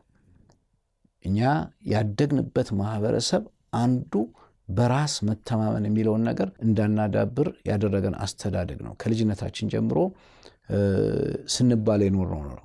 ልጅ አዋቂ ሲያወራ ልጅ ወደ ጓዳ የተባለ ራሳችንን መግለጽ እንዳንችል ተደርገን ስላደግን ያ ስሜት ነው። ግን እውነት ለመናገር እኔ ከአውሮፓውያኖችም ጋር ከሌሎች የአፍሪካ ሀገሮች ሰዎች ጋር አብሬ የማገልገል እድል አጋጥሞኛል እና በጣም የምደነቀው ነገር በእግዚአብሔር ቃል እውቀትም በመንፈሳዊ ሕይወት በንጽህና ኢትዮጵያኖች በጣም የተሻለ ነገር አለን። በጣም ግን ሁል ጊዜ ራሳችንን አሳንሰን ነው የምናየው። ያንን ከላያችን ላይ ማስወገድ አለብን። ከሁሉ በላይ ደግሞ የእግዚአብሔር ኃይል የመንፈስ ቅዱስ ኃይል ነው ወንጌል እንድንሰራ የሚያደርገን። ስለዚህ ከዛ ውስጥ መውጣት አለብን። ሌላው ይሄ አጥቢያ ያልከው ነገር መኖሩ እኔ ችግር ነው ብዬ አላስብም። ግን ሰፊ መስክ አለ መውጣት። አሁን ለምሳሌ እነኚህ አዲስ እየተነሱ ያሉ አብያተ ክርስቲያናት ቤተክርስቲያኖች አሰራራቸውን ብራንች አውት ማድረግ። ለምሳሌ ሙሉ ወንጌልን እንውሰድ። ሙሉ ወንጌል ገና 50 ዓመት አካባቢ ነው ያላት ከተመሰረተች። ዛሬ በሚሊዮን የሚቆጠሩ አባላቶችና በሁሉም የኢትዮጵያ ክፍሎች ውስጥ ሙሉ ወንጌልን እንድትሰፋ ያደረጋት ነገር ምንድን ነው? ሙሉ ወንጌል ቤተክርስቲያን የሙሉ ጊዜ አገልጋይ እየላከች ቤተክርስቲያን ተከላ እያካሄደች ነው እዚህ የደረሰችው? በፍጹም። የባንክ ሰራተኛ ሆኖ የሚሄድ የመብራት ኃይል ሰራተኛ ሆኖ የሚሄድ ሰው ተከራይቶ የሚኖርበት ቤት ውስጥ በሚጀምራቸው የቤት ውስጥ ህብረት የተጀመሩ ናቸው አብዛኞቹ የሙሉ ወንጌል አጥቢያ ቤተክርስቲያናት በየክልሉ ያሉት። ስለዚህ ያንን ሁላችንም ልንሰራበት፣ አዳዲሶቹም ቤተ እምነቶች ይሄንን መውሰድ አለባቸው። በአንድ እንትን ተከልሎ መቆየት ፈጽሞ መጽሐፍ ቅዱሳዊ ማሰራር አይደለም። የሰሜንን የወንጌል እንቅስቃሴ ስንመለከት ለምሳሌ ከ97% በላይ ቁጥሩ ክርስቲያን አማኝ የሆነ ማህበረሰብ አለው በሰሜን። ቅድም እርሶ ወንጌል ባልተደረሱ መካከል ሲጠቅሱ 2% ወይም በታች የሆነ የወንጌላውያን አማኝ ያለበት የሚል ሐሳብ አንስተውልኛልና ከዚህ ቀደም ከሌሎችም ሰዎች ጋር ይህንን ጥያቄ ለማንሳት እድሉ ነበረኝ። የእርሶን እይታ ለማየት ነው። አንዳንዶች ሲናገሩ ያንን ማህበረሰብ በራሱ አውድ አሁን ባለበት አውድ ወንጌል መድረስ የተሻለ ይሆናል የሚል እይታ አላቸው። ወደ ወንጌላውያን አማኝ ለመቀየር ወይም በወንጌላውያን አውድ ውስጥ ወንጌል ከማድረስ ይልቅ ባለበት አውድ ወንጌል እንዲደርሰው ማድረግ የተሻለ ነው የሚል ሐሳብ ያነሳሉና እርሱ ይሄንን እንዴት ያዩታል የሚል ጥያቄ ነው ጠይቀ። ይሄንን እንደ አሰራር ስንወስደው እንደዛ ማየት የለብንም ብዬ ነው ማምነው። ቅድም ስለ ተሐድሶ ስናወራ ነበርና መንፈስ ቅዱስ ያንን እያደረገ ይመስለኛል። ምክንያቱም 58 በላይ ፐርሰንት የሚሆነው ክርስቲያን ተብሎ የሚጠራ ነው በኢትዮጵያ ውስጥ ያለውና ከዚህ ውስጥ እንግዲህ ከኢትዮጵያ ሕዝብ ወደ 18% የሚሆነው ነው ወንጌል አማኝ። ስለዚህ ስሙ ሳይሆን እንግዲህ ወንጌል ማዕከል የሚያደርገው ክርስቶስን ነው። ክርስቶስን ማዕከል ያላደረገ ክርስትና በየትኛውም መንገድ ይምጣ መታወቅ ያለበት ያ የነበረው ተቋም ክርስቶስን ማዕከል ያደረገ እንዲሆን የማድረግ አንደኛ ከውስጡ የሚመጣው የተሐድሶ እንቅስቃሴ አስተዋጽኦ ያደርጋል። ግን እዛው ራሱን ደግሞ ይስራ ብሎ መተውም ደግሞ አይቻልም። ከአንድ ተቋም ወደ ሌላ ተቋም ሰዎችን የመገልበጥ ጉዳይ ሳይሆን ወንጌል እያንዳንዱ ሰው በግሉ ሊያቆም ይገባ። የእኔ ልጆች ከልጅነታቸው ጀምሮ የምነግራቸው አባታችሁ ፓስተር ስለሆነ ወይም ደግሞ የፕሮቴስታንት እንቅስቃሴ ውስጥ ያለ ተቋም ውስጥ ስላለ እናንተ የእግዚአብሔር ልጆች መሆን አትችሉም። የእግዚአብሔር ልጅ መሆን የሚቻለው አንድ ሰው በግሉ ኢየሱስን የሕይወቱ ጌታና አዳኝ አድርጎ በመቀበል ነው። ስለዚህ ማንኛውም ሰው የትኛውም የእምነት ተቋም ውስጥ ይሆን ያለው ኢየሱስን የሕይወቱን ጌታና አዳኝ አድርጎ እንዲቀበል ግላይ እንደሆነ ነው እንጂ እንደ ተቋም የምናስብ ከሆነ እሱ እኮ ነው ጦርነት። ከዚህኛው ወደዛኛው የሚል ነገር የለም። የትም ይሁን የትም ሰውየው ያ ግለሰብ ያንን ውሳኔ እንዲወሰን መርዳት አስፈላጊ ነው። ስለዚህ ይህን ማድረግ አለብን የለብንም የሚባል ነገር የለም። ሁሉም ልዩ ልዩ ስለሆነ እግዚአብሔር ወደ ራሱ ሊጠራው በሚፈልገው መንገድ እንዲጠራው ራስን ዝግጁ ማድረግና መስጠት ይጠይቃል። 40-60 መስኮት መካከል ከተካተቱ ከተሞች መካከል አንዱ አዲስ አበባ ናት። በወንጌል ካልተደረሱ ተብላ ከምትነሳ ምናልባት እኛ መካከልም ያሉ አንዳንድ ተቋማት ባደረጉት ጥናት ቁጥራችን አነስተኛ እንደሆነ የሚያሳይ ወደ 6% ያክል እንደሆነ የሚያሳይ ቁጥር ያሳያልና ጥያቄ ከሌሎች ከተሞች ይልቅ አንጻራዊ ነፃነት ባለበት ከተማ ከሌሎች ከተሞች ይልቅ ለቴክኖሎጂም ለሁሉም ነገር ክፍት መሆነችበትና ከፍተኛ የቤተ እምነት ተከላዎቹ አጥቢያ ተከላዎቹ ራሳቸው በከፍተኛ ቁጥር የሚደረጉት አዲስ አበባ ላይ ሆኖ ቁጥራችን ይህንን መልክ ሊይዝ የቻለው ከምን አንጻር ነው? እርሶ ይህንን እንዴት ያዩታል? ከ106 አዲስ አበባን የሚያክል ዋና ከተማ ላይ በጣም ዝቅተኛ ነው ስራው። አጥቢያዎች ይተከላሉ። አዎ ይተከላሉ። እኔ ጳውሎስ ያለው ነገር አለ። በምንም ይሁን በየትም ዋናው ኢየሱስ ይሰበክ ነው እና እሱ ብዙ ቅር ሊያሰኛን አይገባም። ግን ከተመሰረቱም በኋላ እነኛ ተቋሞች ከተመሰረቱም በኋላ ትኩረታቸውን ወንጌል ላይ ቢያደርጉ፣ ምክንያቱም አንድ ሰው ቤተክርስቲያን መስርቶ በአጭር ጊዜ ውስጥ በሺ የሚቆጠር ሰው ሲሰበሰብ ከየት የመጣ ነው? ወንጌልን ሰምቶ ኢየሱስን የሕይወቱ አዳኝና ጌታ አድርጎ የተቀበለ ነው ወይ ብለን ስንል አይደለም። በየትኛውም አይነት መንገድ ይሁን ግን ከተቋቋመ በኋላ ቢያንስ ትኩረቱን ወንጌል ላይ ማድረግ አለበት። የአዲስ አበባ ሕዝብ አሁንም በወንጌል አልተደረሰም። መብዛታችን ችግር የለውም፣ ግን አሁንም በስተንም ስራችን ወንጌል ቢሆን መልካም ነው ብዬ ነው የማስበው። የቁጥሩ መብዛት ሊያስጨንቀን አይገባም። አልባሌ የሆኑ ነገሮች ሲሰፉ ቡና ቤቶች የተለያዩ አሁን እዚህ ጋር 10 ካፌ ተደርድሮ ቢያይ ሰው በዛ ለምን በዛ ብሎ አይጠይቅም። መደዳውን የልብስ መሸጫ ቤት ቢሆን ለምን ብሎ አይጠይቅም። የወንጌል አማኞች መመስረታቸው በራሱ ችግር ነው ብዬ አላስብም። ግን መስራት ያስፈልጋል። ለምሳሌ አንድ ቤተክርስቲያን እዚህ አካባቢ ይሄ ስቱዲዮ ያለበት አካባቢ ብትመሰረት ለመነሳት ለመጀመሪያ ችግር የለውም። ግን አዲስ አበባ ወደ 10-11 የሚሆኑ ክፍለ ከተሞች አላት። ያቺ ቤተክርስቲያን ማሰብ የሚገባት በሁሉም ክፍለ ከተማዎች ውስጥ ወንጌሉን ለማድረስ ብራንች አውት አጥቢያዎችን የመመስረት ለዚህ ጥሩ ምሳሌ ላንሳ። ምናልባት ሰዓት እንትን ካላልኩበት እኔ ጌጃ ቃለ ሕይወት ቤተክርስቲያን ነው ጌታ ኢየሱስን የህይወት አዳኝና ጌታ አድርጌ የተቀበልኩት እና እዛ ልክ እኔስ ወደ ጌታ የዛሬ 29 ዓመት ስመጣ አጥቢያ የአምልኮ ጣቢያ እየተባለ ሲጀመር አስታውሳለሁ። ከጌጃ ቃለ ሕይወት ባልሳሳት ወደ 11 ኮተቤ፣ ኮልፌ፣ መካኒሳ፣ ቦሌ የተባለ ወጡ። ያችን እናት ቤተክርስቲያን የዛን ሰዓት በቁጥር አመንምኗታል ወደዚህ ሁሉ ቦታዎች። አሁን ዛሬ ብትሄድ ትላልቅ አጥቢያዎች ሆነዋል እነኛ ቤተክርስቲያኖች። ስለዚህ ያንን ሁላችንም ልናደርገው የሚገባን ነገር ነው።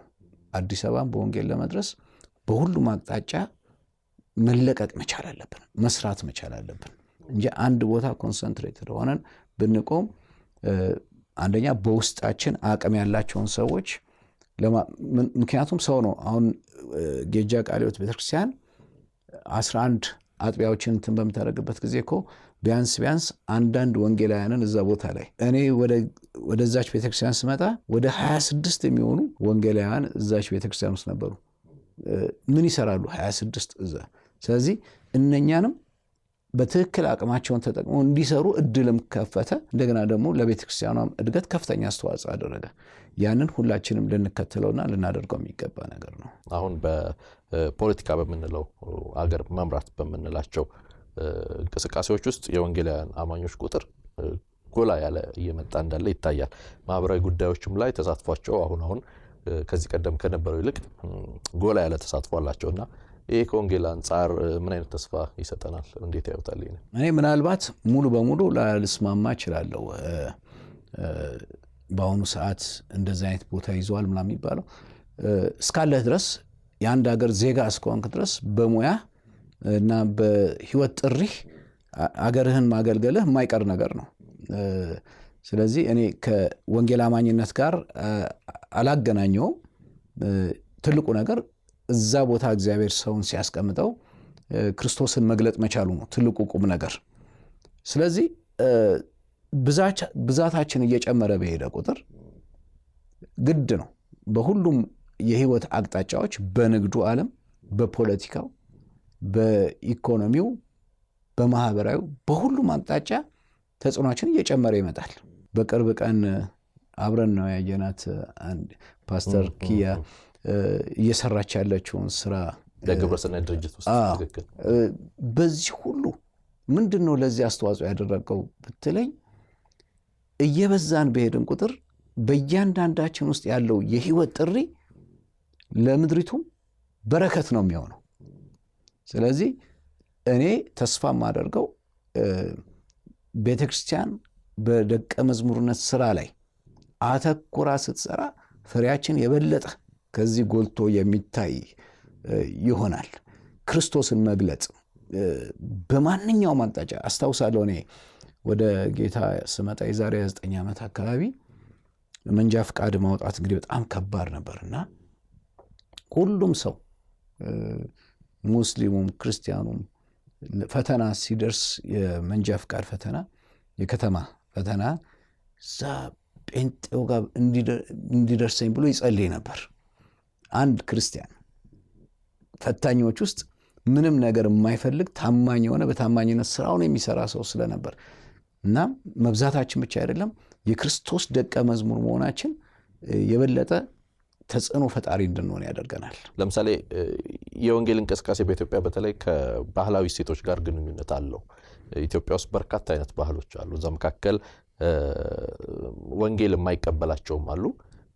ከወንጌል ጋር ጠላትም ባይሆኑ በተለይ ወንጌላዊ እንቅስቃሴ ደግሞ የራሱ ባህል የመፍጠር እንቅስቃሴ ስላለው ሁሉንም አይነት አግላይ ባህል አለው ብለው የሚያስቡ ሰዎች አሉና ከዛ የተነሳ ወንጌል እንቅስቃሴው ተግዳሮት የገጠመው አንዱ ከባህል ጋር ካለው ግንኙነት አንጻር ነው የሚል እይታዎች አሏቸውና እርስዎ ይሄን እንዴት ያሉ? ክርስቲያናዊ ያልሆነ ልምምዶች በየትኛውም አይነት መንገድ ልናመቻምች የማይገባን ጉዳይ ነው።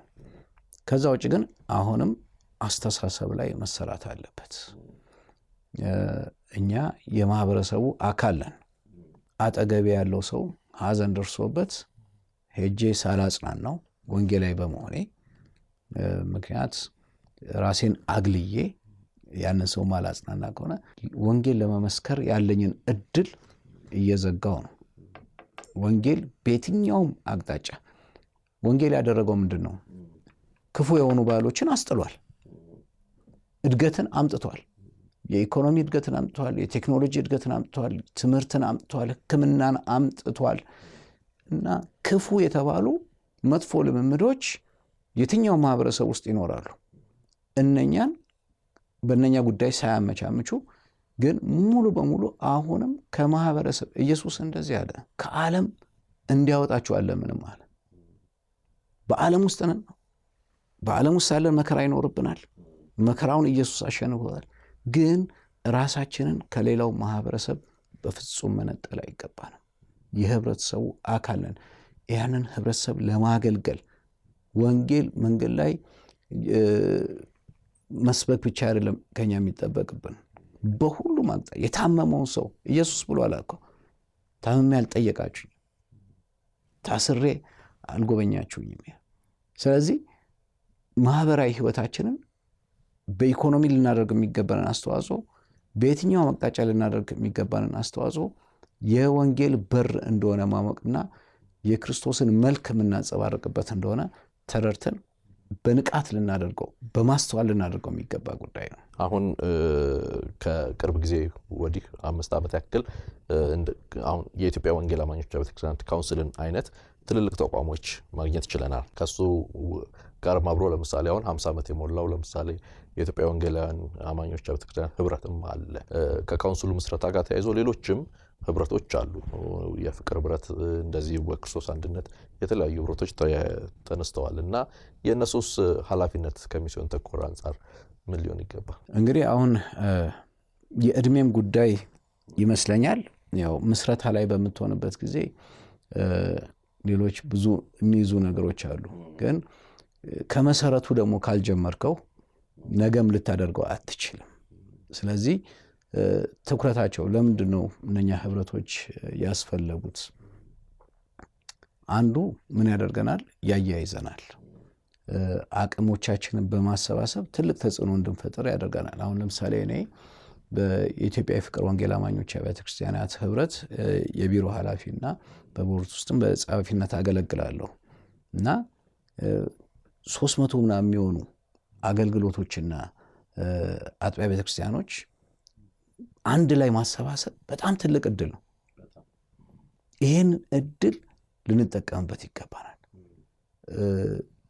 ስትራቴጂ ስንነድፍ ሚስዮንን ዋነኛ ማዕከል ማድረግ ብንችል ከመቼውም ጊዜ የበለጠ ቅድም እንዳልከው እድሉ አሁን እጃችን ላይ ነው።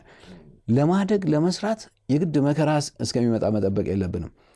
ይሄንን መልካም አጋጣሚ እነኚህ ህብረቶች እርግጠኛ ነኝ አሁን በጣም በርከት ያሉ ምናልባት ከ10 እና ከዛ በላይ የሚሆኑ የቤተክርስቲያናት ህብረቶች አሉ። ከአዲስ አበባ ውስጥ ብቻ እርግጠኛ ከ2000 በላይ ቤተክርስቲያኖች አሉ። እነኚህ በተለያዩ ህብረቶች ስር ያሉ ናቸው። ስለዚህ እነኛ ህብረቶች አንዱ ሊሰሩት የሚገባው ነገር ዋና ቤተክርስቲያን በምድር ላይ የተቀመጠችበትን ዓላማ ማሳካት መሆን አለበት ትልቁ ግባቸው። ስለዚህ ይህም መልካም እድል ነው ብዬ አስባለሁ። ከተጠቀምንበት ልናባክነው እንችላለን። እግዚአብሔር ይርዳን። በርካቶች እንግዲህ የተለያየ እይታ አላቸው በኢትዮጵያ የወንጌል እንቅስቃሴ የወደፊት ጉዞ ላይ እና እኔ ምናልባት ወደ መደምደሚያው ስለደረስኩኝ ወደፊት ምን ይታዩታል የሚል ጥያቄ አለኝ። በኢትዮጵያ ወንጌል እንቅስቃሴ ውስጥ እኛን ከማየት የስራውን ባለቤት ማየት የተሻለ ይመስለኛል። ለእኔ እንደ መልህቅ ሆኖ የሚጠቅመኝ ቃል በማቴዎስ 24:14 ላይ ያለው ጌታ ኢየሱስ ምን አለ? ይህ የመንግስት ወንጌል የመጨረሻው ከመምጣቱ በፊት ከኢየሱስ ዳግም ምጽአት በፊት ይህ የመንግስት ወንጌል በሁሉም ቋንቋዎች ይሰበካል ብሎ ስለተናገረ የሚሆነው እሱ ነው ያለምንም ጥርጥር። ግን እያንዳንዳችን ደግሞ ጌታ በሰጠን እድል እስትንፋሳችን ከኛ ከመለየቷ በፊት ለዛ ኢየሱስ ለተናገረው ለሰጠው ተስፋ የሰጠ አቅምን የሚሰጥ ነው፣ መከናወንን የሚሰጥ ነው። የሚያስፈልገው ፈቃዳችንን ለሱ ሰጥተን የኔ ድርሻ ምንድነው? ዛሬ አሁን ይህን ፕሮግራም የሚከታተሉ ሰዎች እየሰማችሁኝ ያላችሁ ወንድሞችና እህቶች በዚህ በታላቁ ተልእኮ ላይ የኔ ድርሻ ምንድነው ብሎ ራስን መጠየቅና አንዳች ነገር በህይወት ዘመናችን ሳንፈጽም እንዳናልፍ ይሄ እድል እንዳይባክንብን ልንነሳ ልንሰራ ይገባናል። የሁላችንም ድርሻ ነው። ወንጌል የተወሰኑ ጥሪ ያላቸው ሰዎች አይደለም፣ ጥሪው ለሁላችንም ነው። ስለዚህ ይሄንን እድል ልንጠቀም ይገባናል። ከሁሉ በላይ መንፈስ ቅዱስ ትልቅ ስራ በአጭር ጊዜ ውስጥ የተነገሩ ብዙ ተስፋዎች አሉ። ዓለም ኢትዮጵያን እየጠበቀች እንደሆነ፣ አፍሪካ ኢትዮጵያን እየጠበቀች እንደሆነ የራሳችንን ሁኔታ ስንመለከተው አሁን ያለንበትን ችግሮቻችንን ስለሆነ የምንመለከተው አይመስለንም። ግን ተስፋ የሰጠው አምላክ የታመነ ነውና ኢትዮጵያ ለዓለም የወንጌል ስራ ትልቅ ድርሻ እንደሚኖራት እርግጠኛ ነኝ። እጅግ አድርጌ አመሰግናለሁ ሬቨረንድ አማኑኤል ከውድ ጊዜዎት ላይ የመሰሉ ሀሳቦችን ስላካፈሉ፣ ጥያቄዎች ስለተገባደዱ ምናልባት ቀረ የሚሉት ሀሳብ ካለ እድሉ ደርሶ ለማለት እንደ ተቋምም እንደ ግለሰብም በዓለማችን ላይ ከ3.5 ቢሊዮን ህዝብ በላይ አንድ ጊዜ ወንጌልን የመስማት እድል ያልገጠማቸው ሰዎች አሉ። እንደዛ አይነት ጥሪ ያላችሁ ሰዎች፣ የወንጌል መልእክተኛ ለመሆን የምትፈልጉ ሰዎች ለእናንተ ተቋማችን ክፍት ነው። ኑ ተማሩ፣ ሰልጥናችሁ ይህንን ወንጌል ይዛችሁ ወደ ዓለም ሁሉ ሂዱ ብዬ ማበረታታት ፈልጋለሁ። ቤተክርስቲያናት፣ የቤተክርስቲያን መሪዎች፣ ህብረቶች እባካችሁ ለዚህ ለታላቁ ተልእኮ በወንጌል ያልተደረሱ ሰዎችን በወንጌል ለመድረስ ትልቁ አቅማችንን በጀት ስንመድብ፣ ስራዎችን እቅድ ስናዘጋጅ ዋናው ጉዳያችንን እናድርገው። ጌታ ኢየሱስ የሰጠን ዋና ስራ እሱ ስለሆነ ትኩረት እንስጠው። ምክንያቱም ተጠያቂነትም አለ። ጌታ ይጠይቀናል። በእጃችን የሰጠንን እድል ልናባክን አይገባንም። እንስራበት። ትኩረታችን ወንጌል ይሁን። ከሚለያዩን ከሚከፋፍሉን ነገሮች ይልቅ አንድ የሚያደርገን የሚስዮን ስራ ነው። የሚስዮን ስራ ሰዎችን ሲያሰባስብ ልዩነቶቻችን ትዝ አይሉ ነው። ስለዚህ ትኩረታችንን ጌታ ኢየሱስ የሰጠን ታላቁ ተልእኮ ላይ እናደርጋለሁ። እጅግ አድርጌ አመሰግናለሁ። ስትከታተሉ የቆያችሁት እይታ የተሰኘውን መርሃ ግብራችን ነው። እይታ በመግቢያ ላይ እንደነገርኳችሁ ዘወትር ማክሰኞ ምሽት በኢትዮጵያ ሰዓት አቆጣጠር 2 ሰዓት ላይ በኤክሌሲያ ሚዲያ የሚተላለፍ መርሃ ግብር ነው። የተለያዩ ሀገር አቀፍ የፖለቲካ የማህበረሰብና የቤተክርስቲያን ጉዳዮችን በወንጌላውያን ማዕቀፍ ውስጥ ሆኖ የእንግዶቻችንን እይታ የምንዳስበት መርሃ ግብር ነው። ለዛሬ ወንጌልና ሚስዮናዊ ተልእኮ በሚል ርዕስ ያደረግነው ቆይታ ይህንን ይመስል ነበር። ሀሳባችንን እንደወደዳችሁት የእንግዳችንን እይታ እንደተጠቀማችሁበት ተስፋ አረጋለሁ። ለየት ያለ ሀሳብ ወይም ጥያቄ ካላችሁ በኮሜንት መስጫው ወይም ስክሪኑ ላይ ባለው አድራሻ ልታካፍሉን ትችላላችሁ። ከዛሬ እንግዳችን ሬቨረንድ አማኑኤል ቶማስ ጋር ያደረግነው ቆይታ ይህን ይመስል ነበረ። በቀጣይ ከሌላ እንግዳ ጋር አብሬያችሁ የምቆየው መጋቢ አቢይ ታደለ ኪያ ነኝ። መልካም ጊዜ